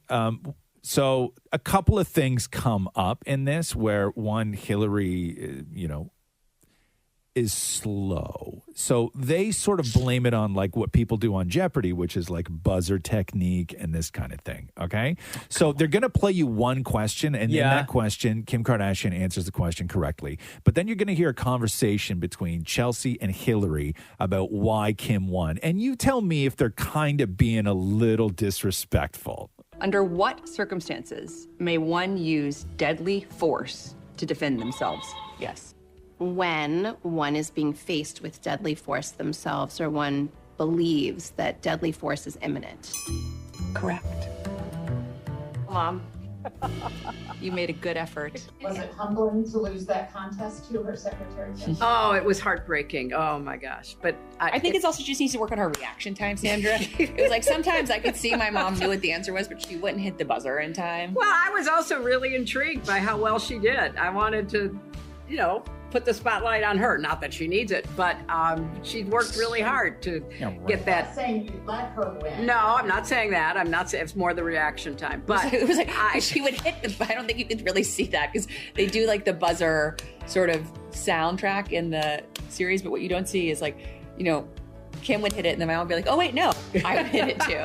So she has to work on her reaction time. Yeah, so. I don't know. Right? When you lose 11-4, you got dusted. So topics included the use of deadly force, as we heard, the difference between extortion and robbery, and when a claim of self-defense is permissible. But to me, that and even when Hillary said I wanted to put the spotlight on her, and then the interviewer was like, "Well, did you let her win?" And she was like, "No."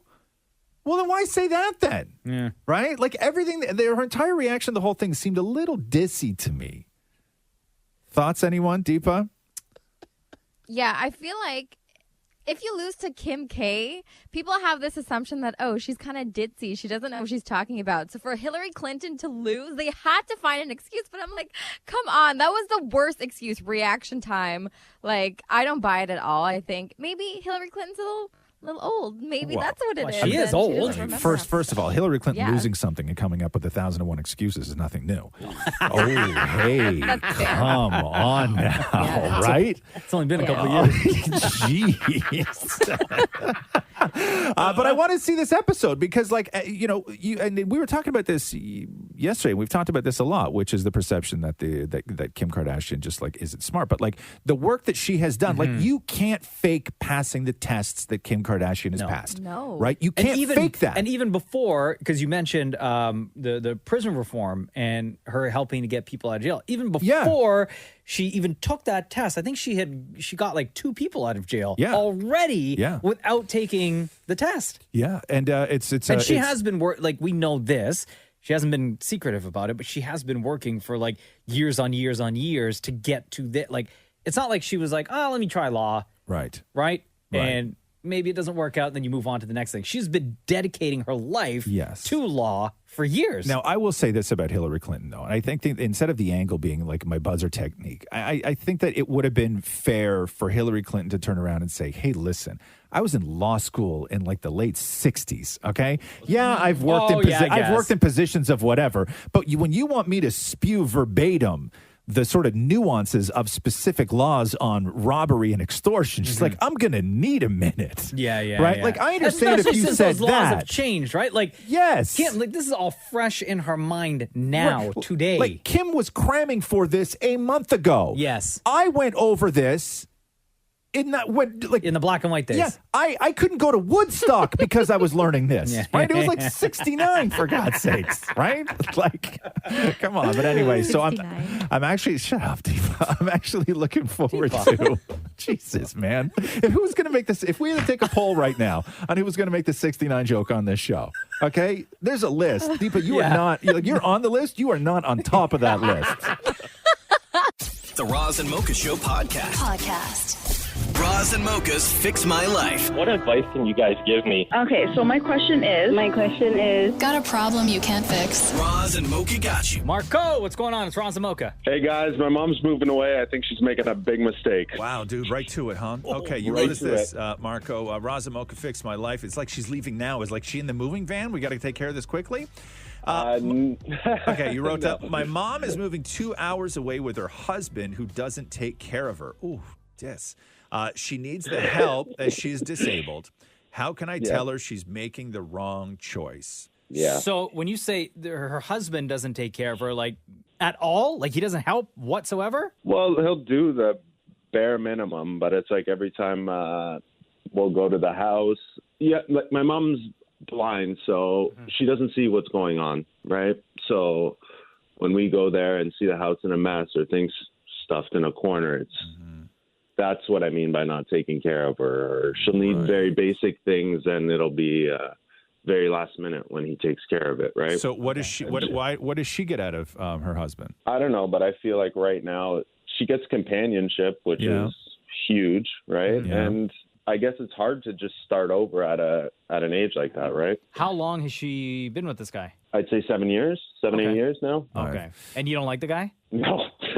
No. But does she love him? I think so, but I feel like he has some sort of a control over her. What is that control, do you think? I don't know. I don't know. Have you right? seen This just anything? doesn't seem- I know when my mom's in a good mood, and I know when she's not in a good mood. Sure. Like she'll try and make it seem, as a European family, we always just try to make things seem like they're right, even when they're not. Hey, question for you. How did your mom, who's blind, meet a new guy at that age? Dating in general at that age is very difficult. I know. My mom is very charismatic, right? She doesn't she tries not to let her disability slow her down in any way, right? Sorry. What I mean is, like, was he introduced through mutual friends, or was I he a believe complete through work. stranger I believe- through work? Okay. Yeah. Okay. Yeah, it's tough, man, because you would want your mom to let you make your own mistakes, right? Correct. And I get that your mom is, she needs care and she needs somebody who's going to look after her and do the things that she has, difficulty doing or can't just straight up do, on her own. And I get that. And when you see your mom, with somebody who the house is a mess, and you get the sense that, it's like that simply because she's blind and he doesn't have to do anything other than every now and then, tell her he loves her or whatever else they do. Right.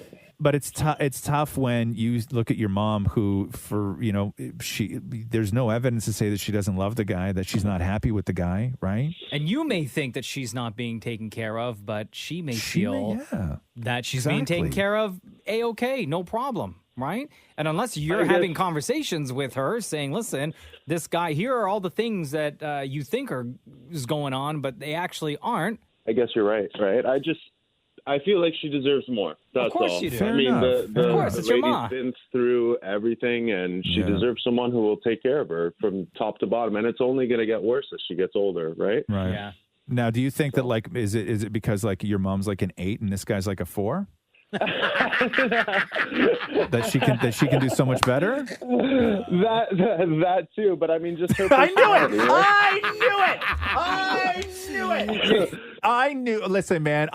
Listen. If I had a blind mom, right, and I was like, my mom's kind of an attractive lady, and my mom was blind, and she like some 4 wrangled her into marriage, I would be pissed. I mean, look, Roz. At the end of the day, he has a boat, so should I just go beat his ass? Yeah, exactly. Yeah, he's probably cheating already. I think that I don't think that you could say anything to your mom unless you have like hardcore evidence, or she's saying to you, "Hey, listen, Marco, I'm not really happy. Here are the reasons why." Right. And of course, you want to be supportive and you want the best for your mom, and you're trying to be, protective of your mother as well. And there's absolutely nothing wrong with that. Okay. Bro, I think you can have that conversation with your mom. Yeah. You're her kid. Have an open and honest and from the heart conversation without got him. into it a little bit with her. Yeah. But I don't want to make my mother cry either, right? So. Do you have any siblings? 2. Okay, and what do they think about this guy or the situation? One's okay with it, and one is even worse than I am. Oh, wow. Damn. I think you just have to have a conversation with your mom. I think you have to let her know how you feel. And it's all coming from the heart. There's no sort of hard feelings or anything like that. Right. Right? Okay. Okay. All right. Can I just say one thing before I go, guys? Yeah. And then take her outside to the driveway, right? Yeah. and take her outside to the driveway and take her left hand and put it like palm down on like right where the tire of your car meets the gravel on the driveway and say, by the way, that's what he looks like. He looks how this feels. By the way, he looks how this feels. Okay, just so you know what you're getting yourself into. So bad. I Amazing. can't believe you just said that. Yo. I mean, if the guy's ugly, he's ugly, right? Yeah, and make sure it's right after the rain too, so it's wet. Oh no! That's so bad. Dude. Yeah. All right, what do you want to say, Marco? Before we go. I just want to say, I just wanted to thank you guys for everything you do. I mean, you guys have really helped me through some really tough times, and it means a lot. And I don't know if you guys know what you guys do to people. Oh, thank you, bro. That means a lot, and we do this show for people like you, bro. All right, man. Thanks, guys. Thank you. Much dude. love. Take care. It easy, man. Roz and Mocha's Fix My Life on Kiss. I love news in the podcast. Yes, sir. Hey, Mocha. Are you ready? Let's do the news. The Roz and Mocha Show podcast. News break. Kanye West, for God's sake. So everybody's still going off on Kanye for his collaboration with The Gap, where he had all the clothes that he designed. He put them in these giant industrial-size garbage bags, and they just leave them in the middle of the store. And there's no racks or coat hangers or way to tell your size. Like, you literally have to dig through the garbage to find your size. Mm-hmm. And everybody went in on him for that, but he was talking to Fox News about the backlash, and this is what Kanye had to say. Do you understand some people have felt that putting clothes in bags is insensitive, perhaps, to homeless and other people? Look, man, I'm an innovator, and I'm not here to sit up and apologize about my ideas. That's exactly what the media tries to do. Make us apologize for any idea that doesn't fall under exactly the way they want us to think. This is like not a joke. This is not a game. This is not just some celebrity collaboration. This is my life. You know, I'm fighting for a position to be able to change clothing and bring the best design to the people. Well, make it affordable then. Don't charge me $240 for a pair of pants or $200 for a black hoodie that simply reads The Gap on the front. Well, because that's the thing, is that because Kanye should know better, right? Like, this, to me, it's almost as if this is like a years-long, lifelong troll against The Gap, because Kanye used to work at The Gap, right, when he was like 15, and there's the song Spaceship from The College Dropout is when he said, let's go back to The Gap, look at my check, wasn't no scratch, right? Where he talked about how little he made. He was working on like customer service at the Gap. And he goes, when I was working at The Gap at 15, I don't think I had any desire to actually make clothes, but I always felt like that's what I wanted to be around.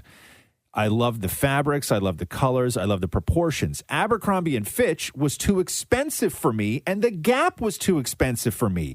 Even though I worked at The Gap, I didn't get enough hours to get a discount because I was a part-time employee because I was going to high school. So he's a guy who worked at The Gap, and even working at The Gap couldn't afford The Gap. Yeah. And now he's selling $300 hoodies at The Gap at a garbage. Like, to me, it just seems like this could be a giant troll, because I don't think that Kanye actually likes The Gap.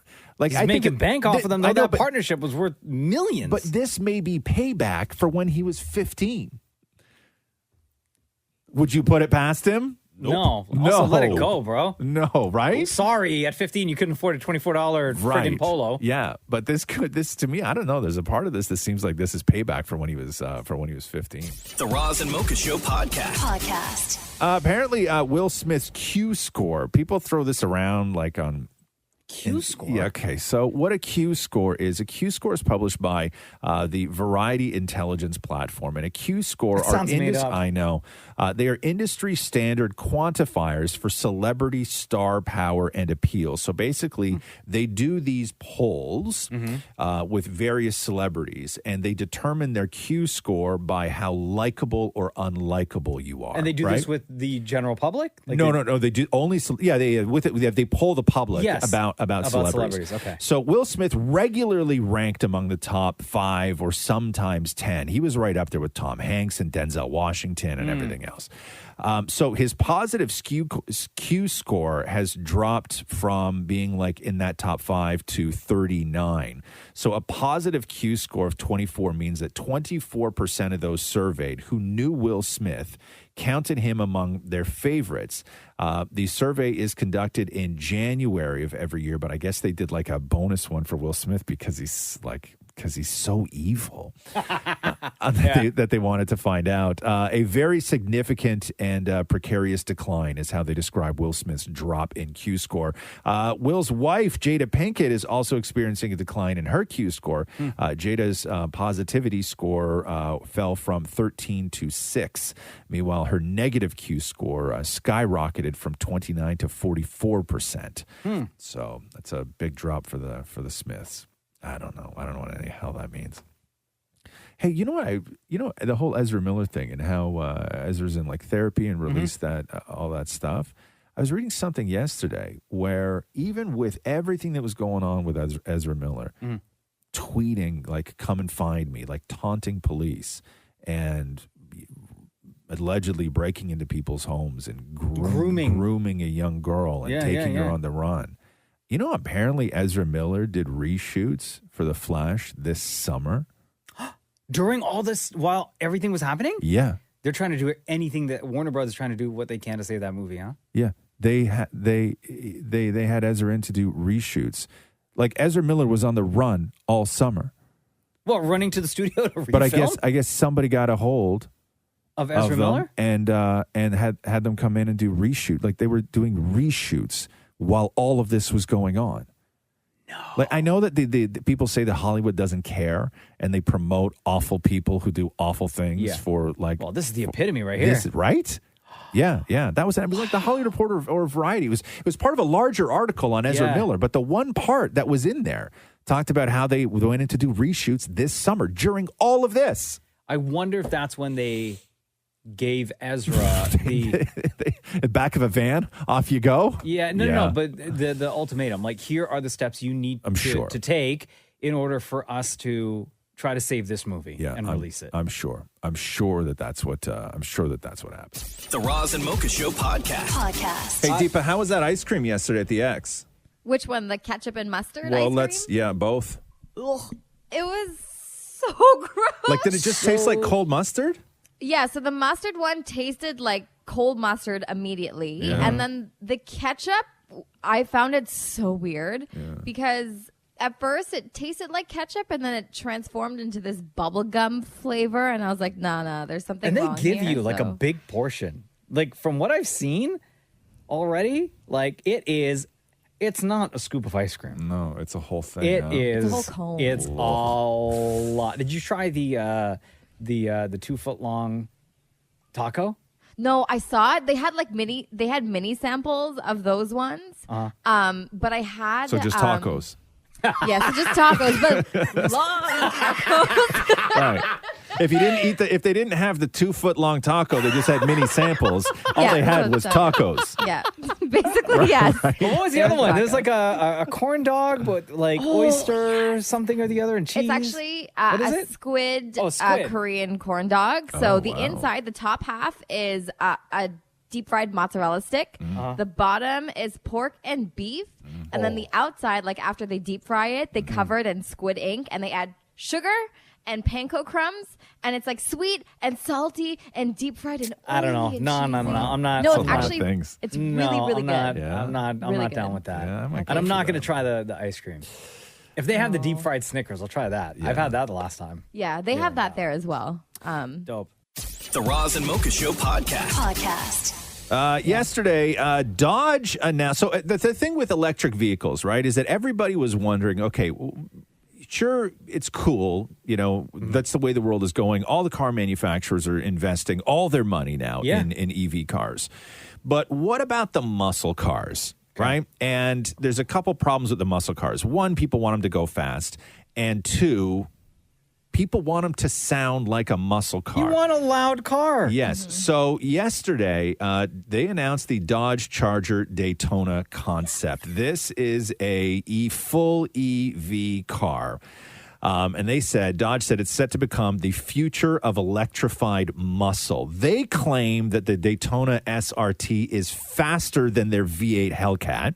Wow. But what about the sound? Yeah. So they designed the chambered exhaust to amplify the electric motor's near silent hum into a 126 decibel roar. So Seriously? it's not a fake sound. It is the actual sound, the actual hum. Just amplified? Amplified, and it comes out the exhaust. So here is the brand new Dodge Charger Daytona SRT. Listen to this.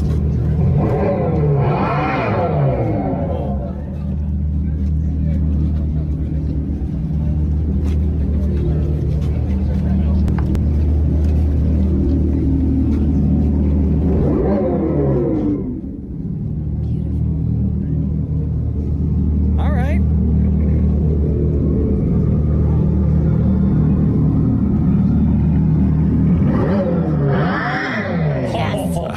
Yo, okay, I'm into it. I'm into it.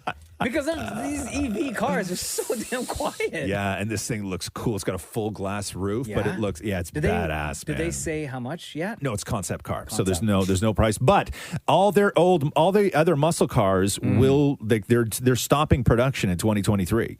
Right, so they are only going. It will be EV, Electric. EV all the time. Yeah, You gonna get so one? me, I'm Not gonna a Dodge Charger, just a electric vehicle. like at a some point. pickup. Yeah, I'm gonna get I'll get my next car will be an EV pickup for sure. Jen Yeah, and yeah, I yeah. talked about it. Our next vehicle is definitely going to be electric. Yeah, I mean, maybe not my next. Maybe because I'll probably buy another used one, and then after that I'll buy EVs. See, but you're like so when expensive. you heard the rumble of that Dodge Charger, you were like super excited. What's going on? My dream car, if I could pick any car, it would be between the Dodge Charger and the Dodge Challenger. Yeah. But for me, when we were like looking at cars, we're like, yeah, does it make sense right now? And they're gas guzzlers, right? So now that there's an electric version and it sounds nice, how cool would it be if I rolled up to work, like just in the Rogers parking lot, like my nice loud car, driving manual, and I'm like, yo, guys, what up? Right? It's automatic though. Oh. Yeah. Well, I'll take it. Fine, fair enough. The Roz and Mocha Show podcast. Martin Short absolutely crushed it on Jimmy Fallon last night, and I don't even know where to start, but let's just start with number one. How's your summer going, though? Well, it's so beautiful. I've been up with the loons at my cottage. Yes. But, and do I regret my Kim and Pete forever tattoo? Sure. This guy's so funny. Absolutely. You can fix it. Sure. Regrets, I've had a few. Do I? Yes, I do. And how about this? I was at Mar-a-Lago during the big FBI raid. Wait, what? Oh, I'm gonna lie. No, I'm a member I there. did not know you were a member of Mar-a-Lago. Oh, God. I don't like Trump's politics, but I love his omelet station. No, that makes sense. Well, It's that's a so reason. beautiful. And, it's so great because you can just, if you're a member, you can just read as many classified documents as you want. They're all everywhere. I didn't even know that you knew the Trumps. Oh, I know the Trumps. I used to babysit the kids, for God's sake. Eric and Don Jr., we would play Monopoly, but their version is the winner is the first person to yell bankruptcy. Yo, Martin, he is like always on. He It's prepares great. very well. Yeah, for it's late night shows. great. I haven't seen you since the big Saudi golf tournament. Who knew that you and the Crown Prince were such buddies? The giggling, and he's knitting and you're holding the wool. It's so beautiful. In fact, tell everyone what you were telling me about why the Proud Boys is so much more than a club. What did you mean by that? What does that mean? Oh my God. He actually went there. And then, of course, they're talking about Only Murders in the Building. Season finale is coming up, episode 10 on Tuesday. Yeah. And, the show's got, like, monster numbers, 17 Emmy nominations for both Martin Short and Steve Martin. I want to congratulate you and Steve. You're both Emmy nominated for Only Murders in the Building. Yes, 17. The show got a whopping 17 Emmy nominations. That is amazing. And I'm just letting you know. Thank you. You are fantastic. And I'm just letting you know I'm making it red carpet official with Liz Cheney. Ooh. When I go there. You heard it here God. But No. Here's the thing. The show, first of all, the finale's on next Tuesday, you know. That's right. Episode 10. Who did it? I'm excited. But, you know, Steve and I are nominated, and, you know, if I can't win, I hope he wins. But I can win, so screw him, you know. No, that's not what you want. No, that's not. But, I mean, you are nominated for the exact same category. I know. So, yeah, I mean, you have to... You either win or if you lose, do you have a... Well, if I lose, I'm going to send Will Smith up to slap him. No. He won't be there. He won't be there for the end. Here's the thing. Here's what's amazing. If someone had told me 20 years ago that I would be on The Tonight Show with Jimmy Fallon with all these Emmy nominations, I would have said, Jimmy Fallon? The Roz and Mocha Show podcast. Will Smith made his way back onto Instagram. I guess a lot of people are somewhat fine with that. This is Will Smith and his son catching a giant spider. The whole hell. What the whole hell? That is a big ass spider. That's a tarantula. And I'm up on the chair. All right, Trey, you got to get that out of here. Come on. You're young and strong. You can handle the bite. So go ahead. We're taking turns. We're a team. Yeah, just gently. Oh, no. Okay. He is fast. So that's the biggest spider we've ever seen in our lives. Yeah. I don't like it at all. Wait. No, this is a good shot. So just stay there for a sec. This is a spider in the house. That's what we're dealing with. We're selling the house. Over 22,000 comments. Yeah. And so far, I haven't seen anything like negative on this particular post. One person wrote, "Finally, the prince is back." Somebody else said, "We missed you, man. Welcome back." Another person said, "Glad to have you back." "Oh my God, you're back. And your smile and your joy. I love you. Welcome back." Like a lot of that. Yeah. Nothing He negative. still has fans, right? Yeah, for sure. Yeah. Did you see the spider, though? Huge. No. Bro, take a look at it. Like I know we talk about spiders and stuff, the kind that we have here, but like when you get down to... No. No? No. In the house. Gross. You can't kill that with a magazine. No, I you couldn't. cannot. I wouldn't even step on it. No. I don't know what I would do. You move. No. Yeah, I don't know what you would do. Like maybe take a broom and try to like brush it along. A broom? That's how Can you vacuum it? Oh my! No. No. I'm not doing that. No. But because it's Will Smith, right? Like he has to remove it from the house if he's gonna shoot a video. He can't kill it.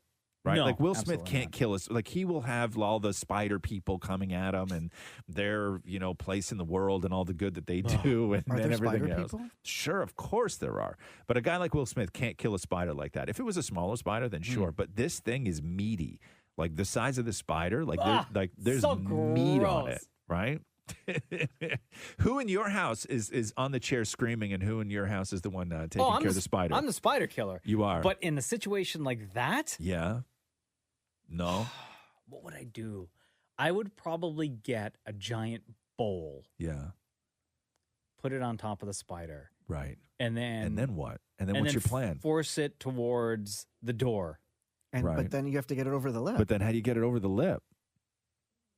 Flick it. Flick no. it? Yeah. Hell no. You would not flick it. I would. There's I no would way try. you would flick it. No, with the bowl. I wouldn't use my hand. Are you nuts? Oh, okay. Yeah. Oh. Like the edge of the bowl. And then what? And Flick get it out. outside so it's 5 feet away from your house? And then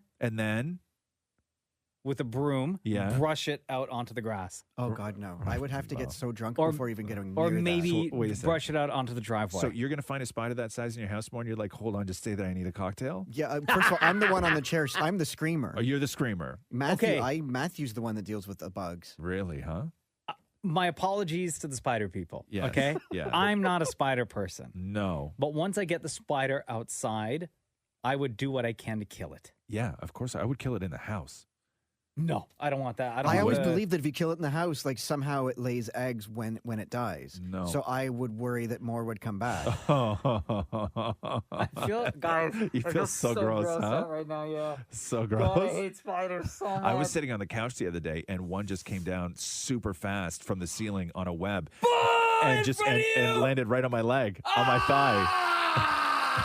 What'd you do? I squished it. Oh, yeah, good. Oh, that's so gross. I hate spiders. The Roz and Mocha Show podcast. Ben Affleck and Jennifer Lopez tied the knot over the weekend. Again? Yeah. That was confusing, though, because I thought they already did. They did. In Vegas. In Vegas, but this was out at, I guess, Ben's big place in Georgia. So that they'll get gifts. People will be there. Right. So, I don't know. Listen, if you're Jennifer Lopez, are you like registered? Like, I don't know. No, I don't think. I think that, like, what do people get you? Like, what do you get? Gift cards. Also, it's like her whatever marriage and his whatever marriage, right? They like, don't need gifts. No, they don't need gifts. No. Like, you're not showing up. Like, when you go to your friend's third wedding, you're not bringing a gift.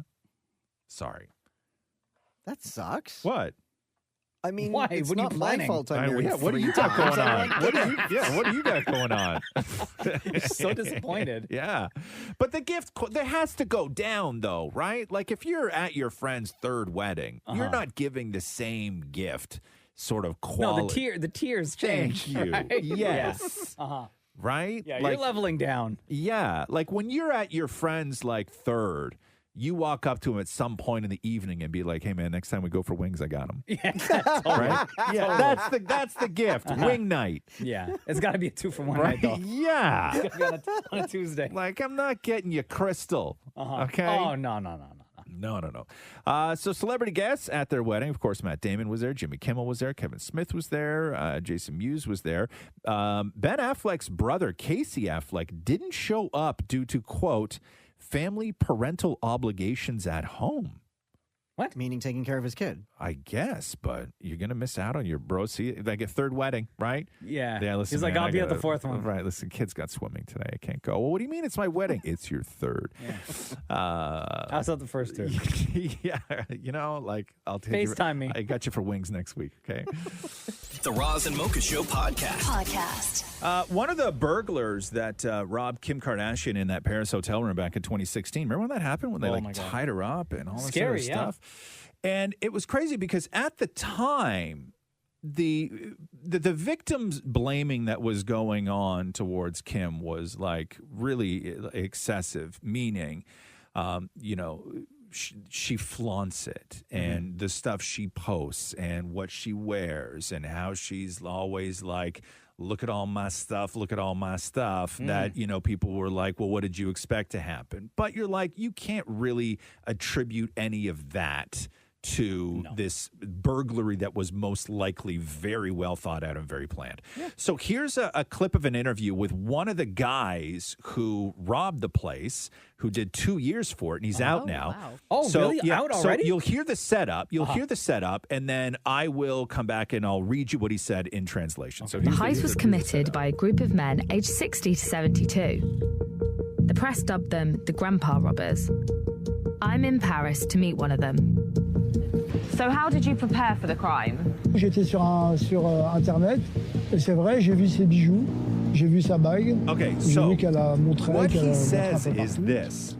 I went on the internet, and it's true. I saw her jewelry. I saw her ring. I thought that she showed it everywhere, and we knew this information through social media. He goes on to say that I saw one of her shows where she threw her diamond ring in the pool. That was an episode of Keeping Up with the Kardashians. She's got a lot of money. This lady doesn't care at all. Since she was throwing away money, I was there to collect it. And that was that. Guilty? No, I don't care. Really? Yo, these are 60-year-old men? When they did it at 60 to 72 years old? And it was exactly what people said it was. They went on her social media and watched episodes of the Kardashians and were like, this is what's gonna happen. And then they go on to say that, and this is the other thing too. So they were in Paris, right? And when they got up to the room, they said that Kim, in a panic, called 911. But I don't think 911 is the number in Paris No, that it's gets like you 999 or something like something that. like that. And they said that she tried to do that. But this guy, I think the reason this guy is out was because so they went in a back door and they grabbed the concierge. This is like out of a movie. They grabbed the concierge and tied the concierge up. And then this guy that we just heard stayed in the lobby as sort of like a lookout, and the rest of them. So he didn't take part. The rest of them went in up. breaking into the room, tying her up, throwing her in the tub. Right. Oh, horrific. Yeah. Man. Yeah. But he said it was exactly that he watched the show. Yeah. And looked at her Still social. doesn't make it right. And, Still no, doesn't make I'm it not right. saying it does. No, I But know. we were all like, no way. This was like something that had been planned for months and a well-organized thing. And they probably had some sort of other ideas. But no, it was just people like, no, I watched an episode of TV. And she threw a massive diamond ring in the swimming pool. And I was like, I want scary. that. Did So she post scary. where she was staying at the time, or they had gotten intel from somewhere else? Well, no, but here's the thing: is that as soon as the Kardashians show up in Paris, so does the mob, That's right? true. There was Yeah, that's there was like 60 people out in front of the door, 24 hours a day. Like Plus, everybody she does post knew. on her story and everything. You could see which hotel. Like it's not hard to figure out. Yeah. Crazy though, huh? The Roz and Mocha Show podcast. Where are we here? Gary Busey was charged with inappropriately touching three women at the Monster Mania Horror Convention in Cherry Hill, New Jersey last weekend. What? Yeah, the women say Busey groped them during a meet and greet, and he's charged with 2 counts of criminal sexual contact and 1 count of criminal attempt criminal sexual contact and 1 count of harassment. The convention says that after the incident, Gary Busey was, quote, removed from the convention and instructed not to return. They're also asking anyone else who may have had an issue with Gary Busey to come forward. Gary Busey's 78 years old. So I guess what there was like a meet and greet where people like you do the picture thing and then he was groping them? Is that the deal? Gary Busey. Whoa. God. Keep your hands to yourself. 78, right? Dirty old He's man. so gross. He Like, not is. that matters. Not I know. Not that if you're groped by like a good looking guy, it makes any look of difference because it doesn't. But Gary Busey's just like. Isn't he the one that says that he talks to hobbits and stuff? Like he's not right. Like Gary Busey hasn't been right in a while, right? Like, Yeah. isn't that that's his sort of deal, right? Anyway, shocking news for Gary Busey. The Roz and Mocha Show podcast. Oh, I got to play this for you. So there's a blind TikToker, and she's pretty popular on TikTok. And even though she's legally blind, guys still send her pics of like their. Right? Even though she's blind. And I think maybe guys think that's funny. That, I mean, it's not in any circumstance, but I think that sending those pictures to like a blind person. But what she has is she has a text program on her phone that describes pictures. So here is her explaining how this all works. I'm blind and I get sent a lot of lower regional area pictures from guys. Maybe they don't believe I'm blind, but I rely on a screen reader to narrate my phone to me, and it also narrates images. And I have just received an image and I have to share this with you. This is what my screen reader has described to me. One face, probably a mushroom growing in the ground. X 752. Oh no! One face and probably a mushroom growing in the ground. One face, probably a mushroom growing in the ground. Oh no!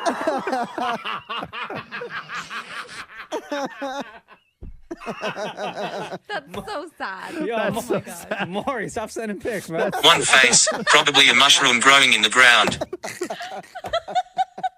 One face, probably a mushroom growing in the ground. Mocha's dying right now. One face, probably a mushroom growing in the ground. What a day for Shem to be off, huh? You know what I mean? Probably. One face, probably a mushroom growing in the ground. Probably a mushroom growing Oh in the my ground. goodness. I cannot get enough of that. And I could do something else, but I want to hear that again. Oh yeah? Yeah. All right. Like the whole Yeah, her the whole thing, describing? the whole thing. I'm blind and I get sent a lot of lower regional area pictures from guys. Maybe they don't believe I'm blind, but I rely on a screen reader to narrate my phone to me, and it also narrates images. And I have just received an image and I have to share this with you. This is what my screen reader has described to me.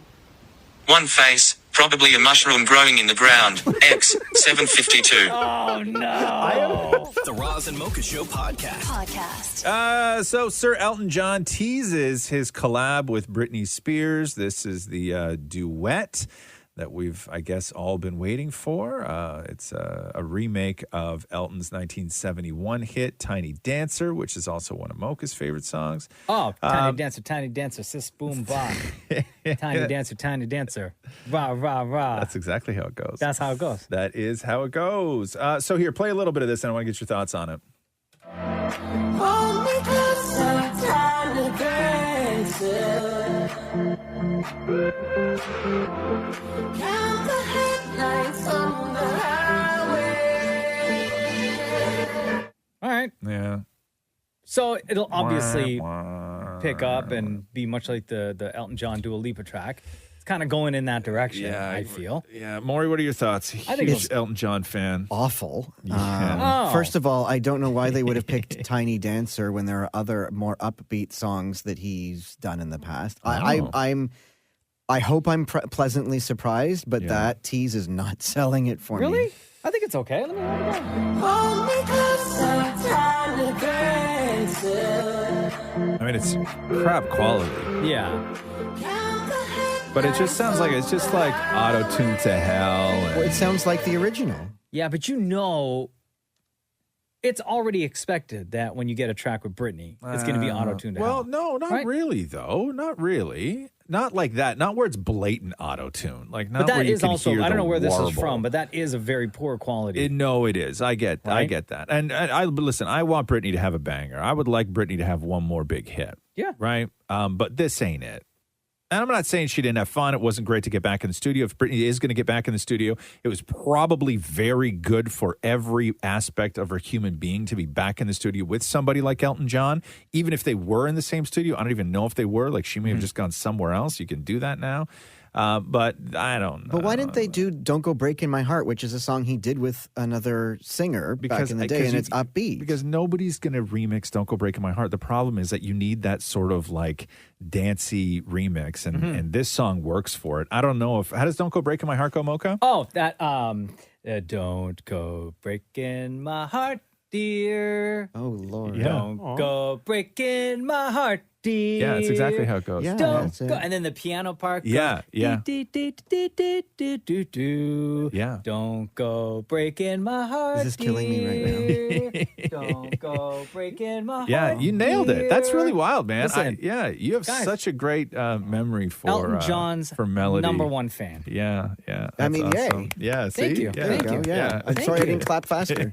Did you know, fun fact, Elton John has a collection of 103 unique sunglasses.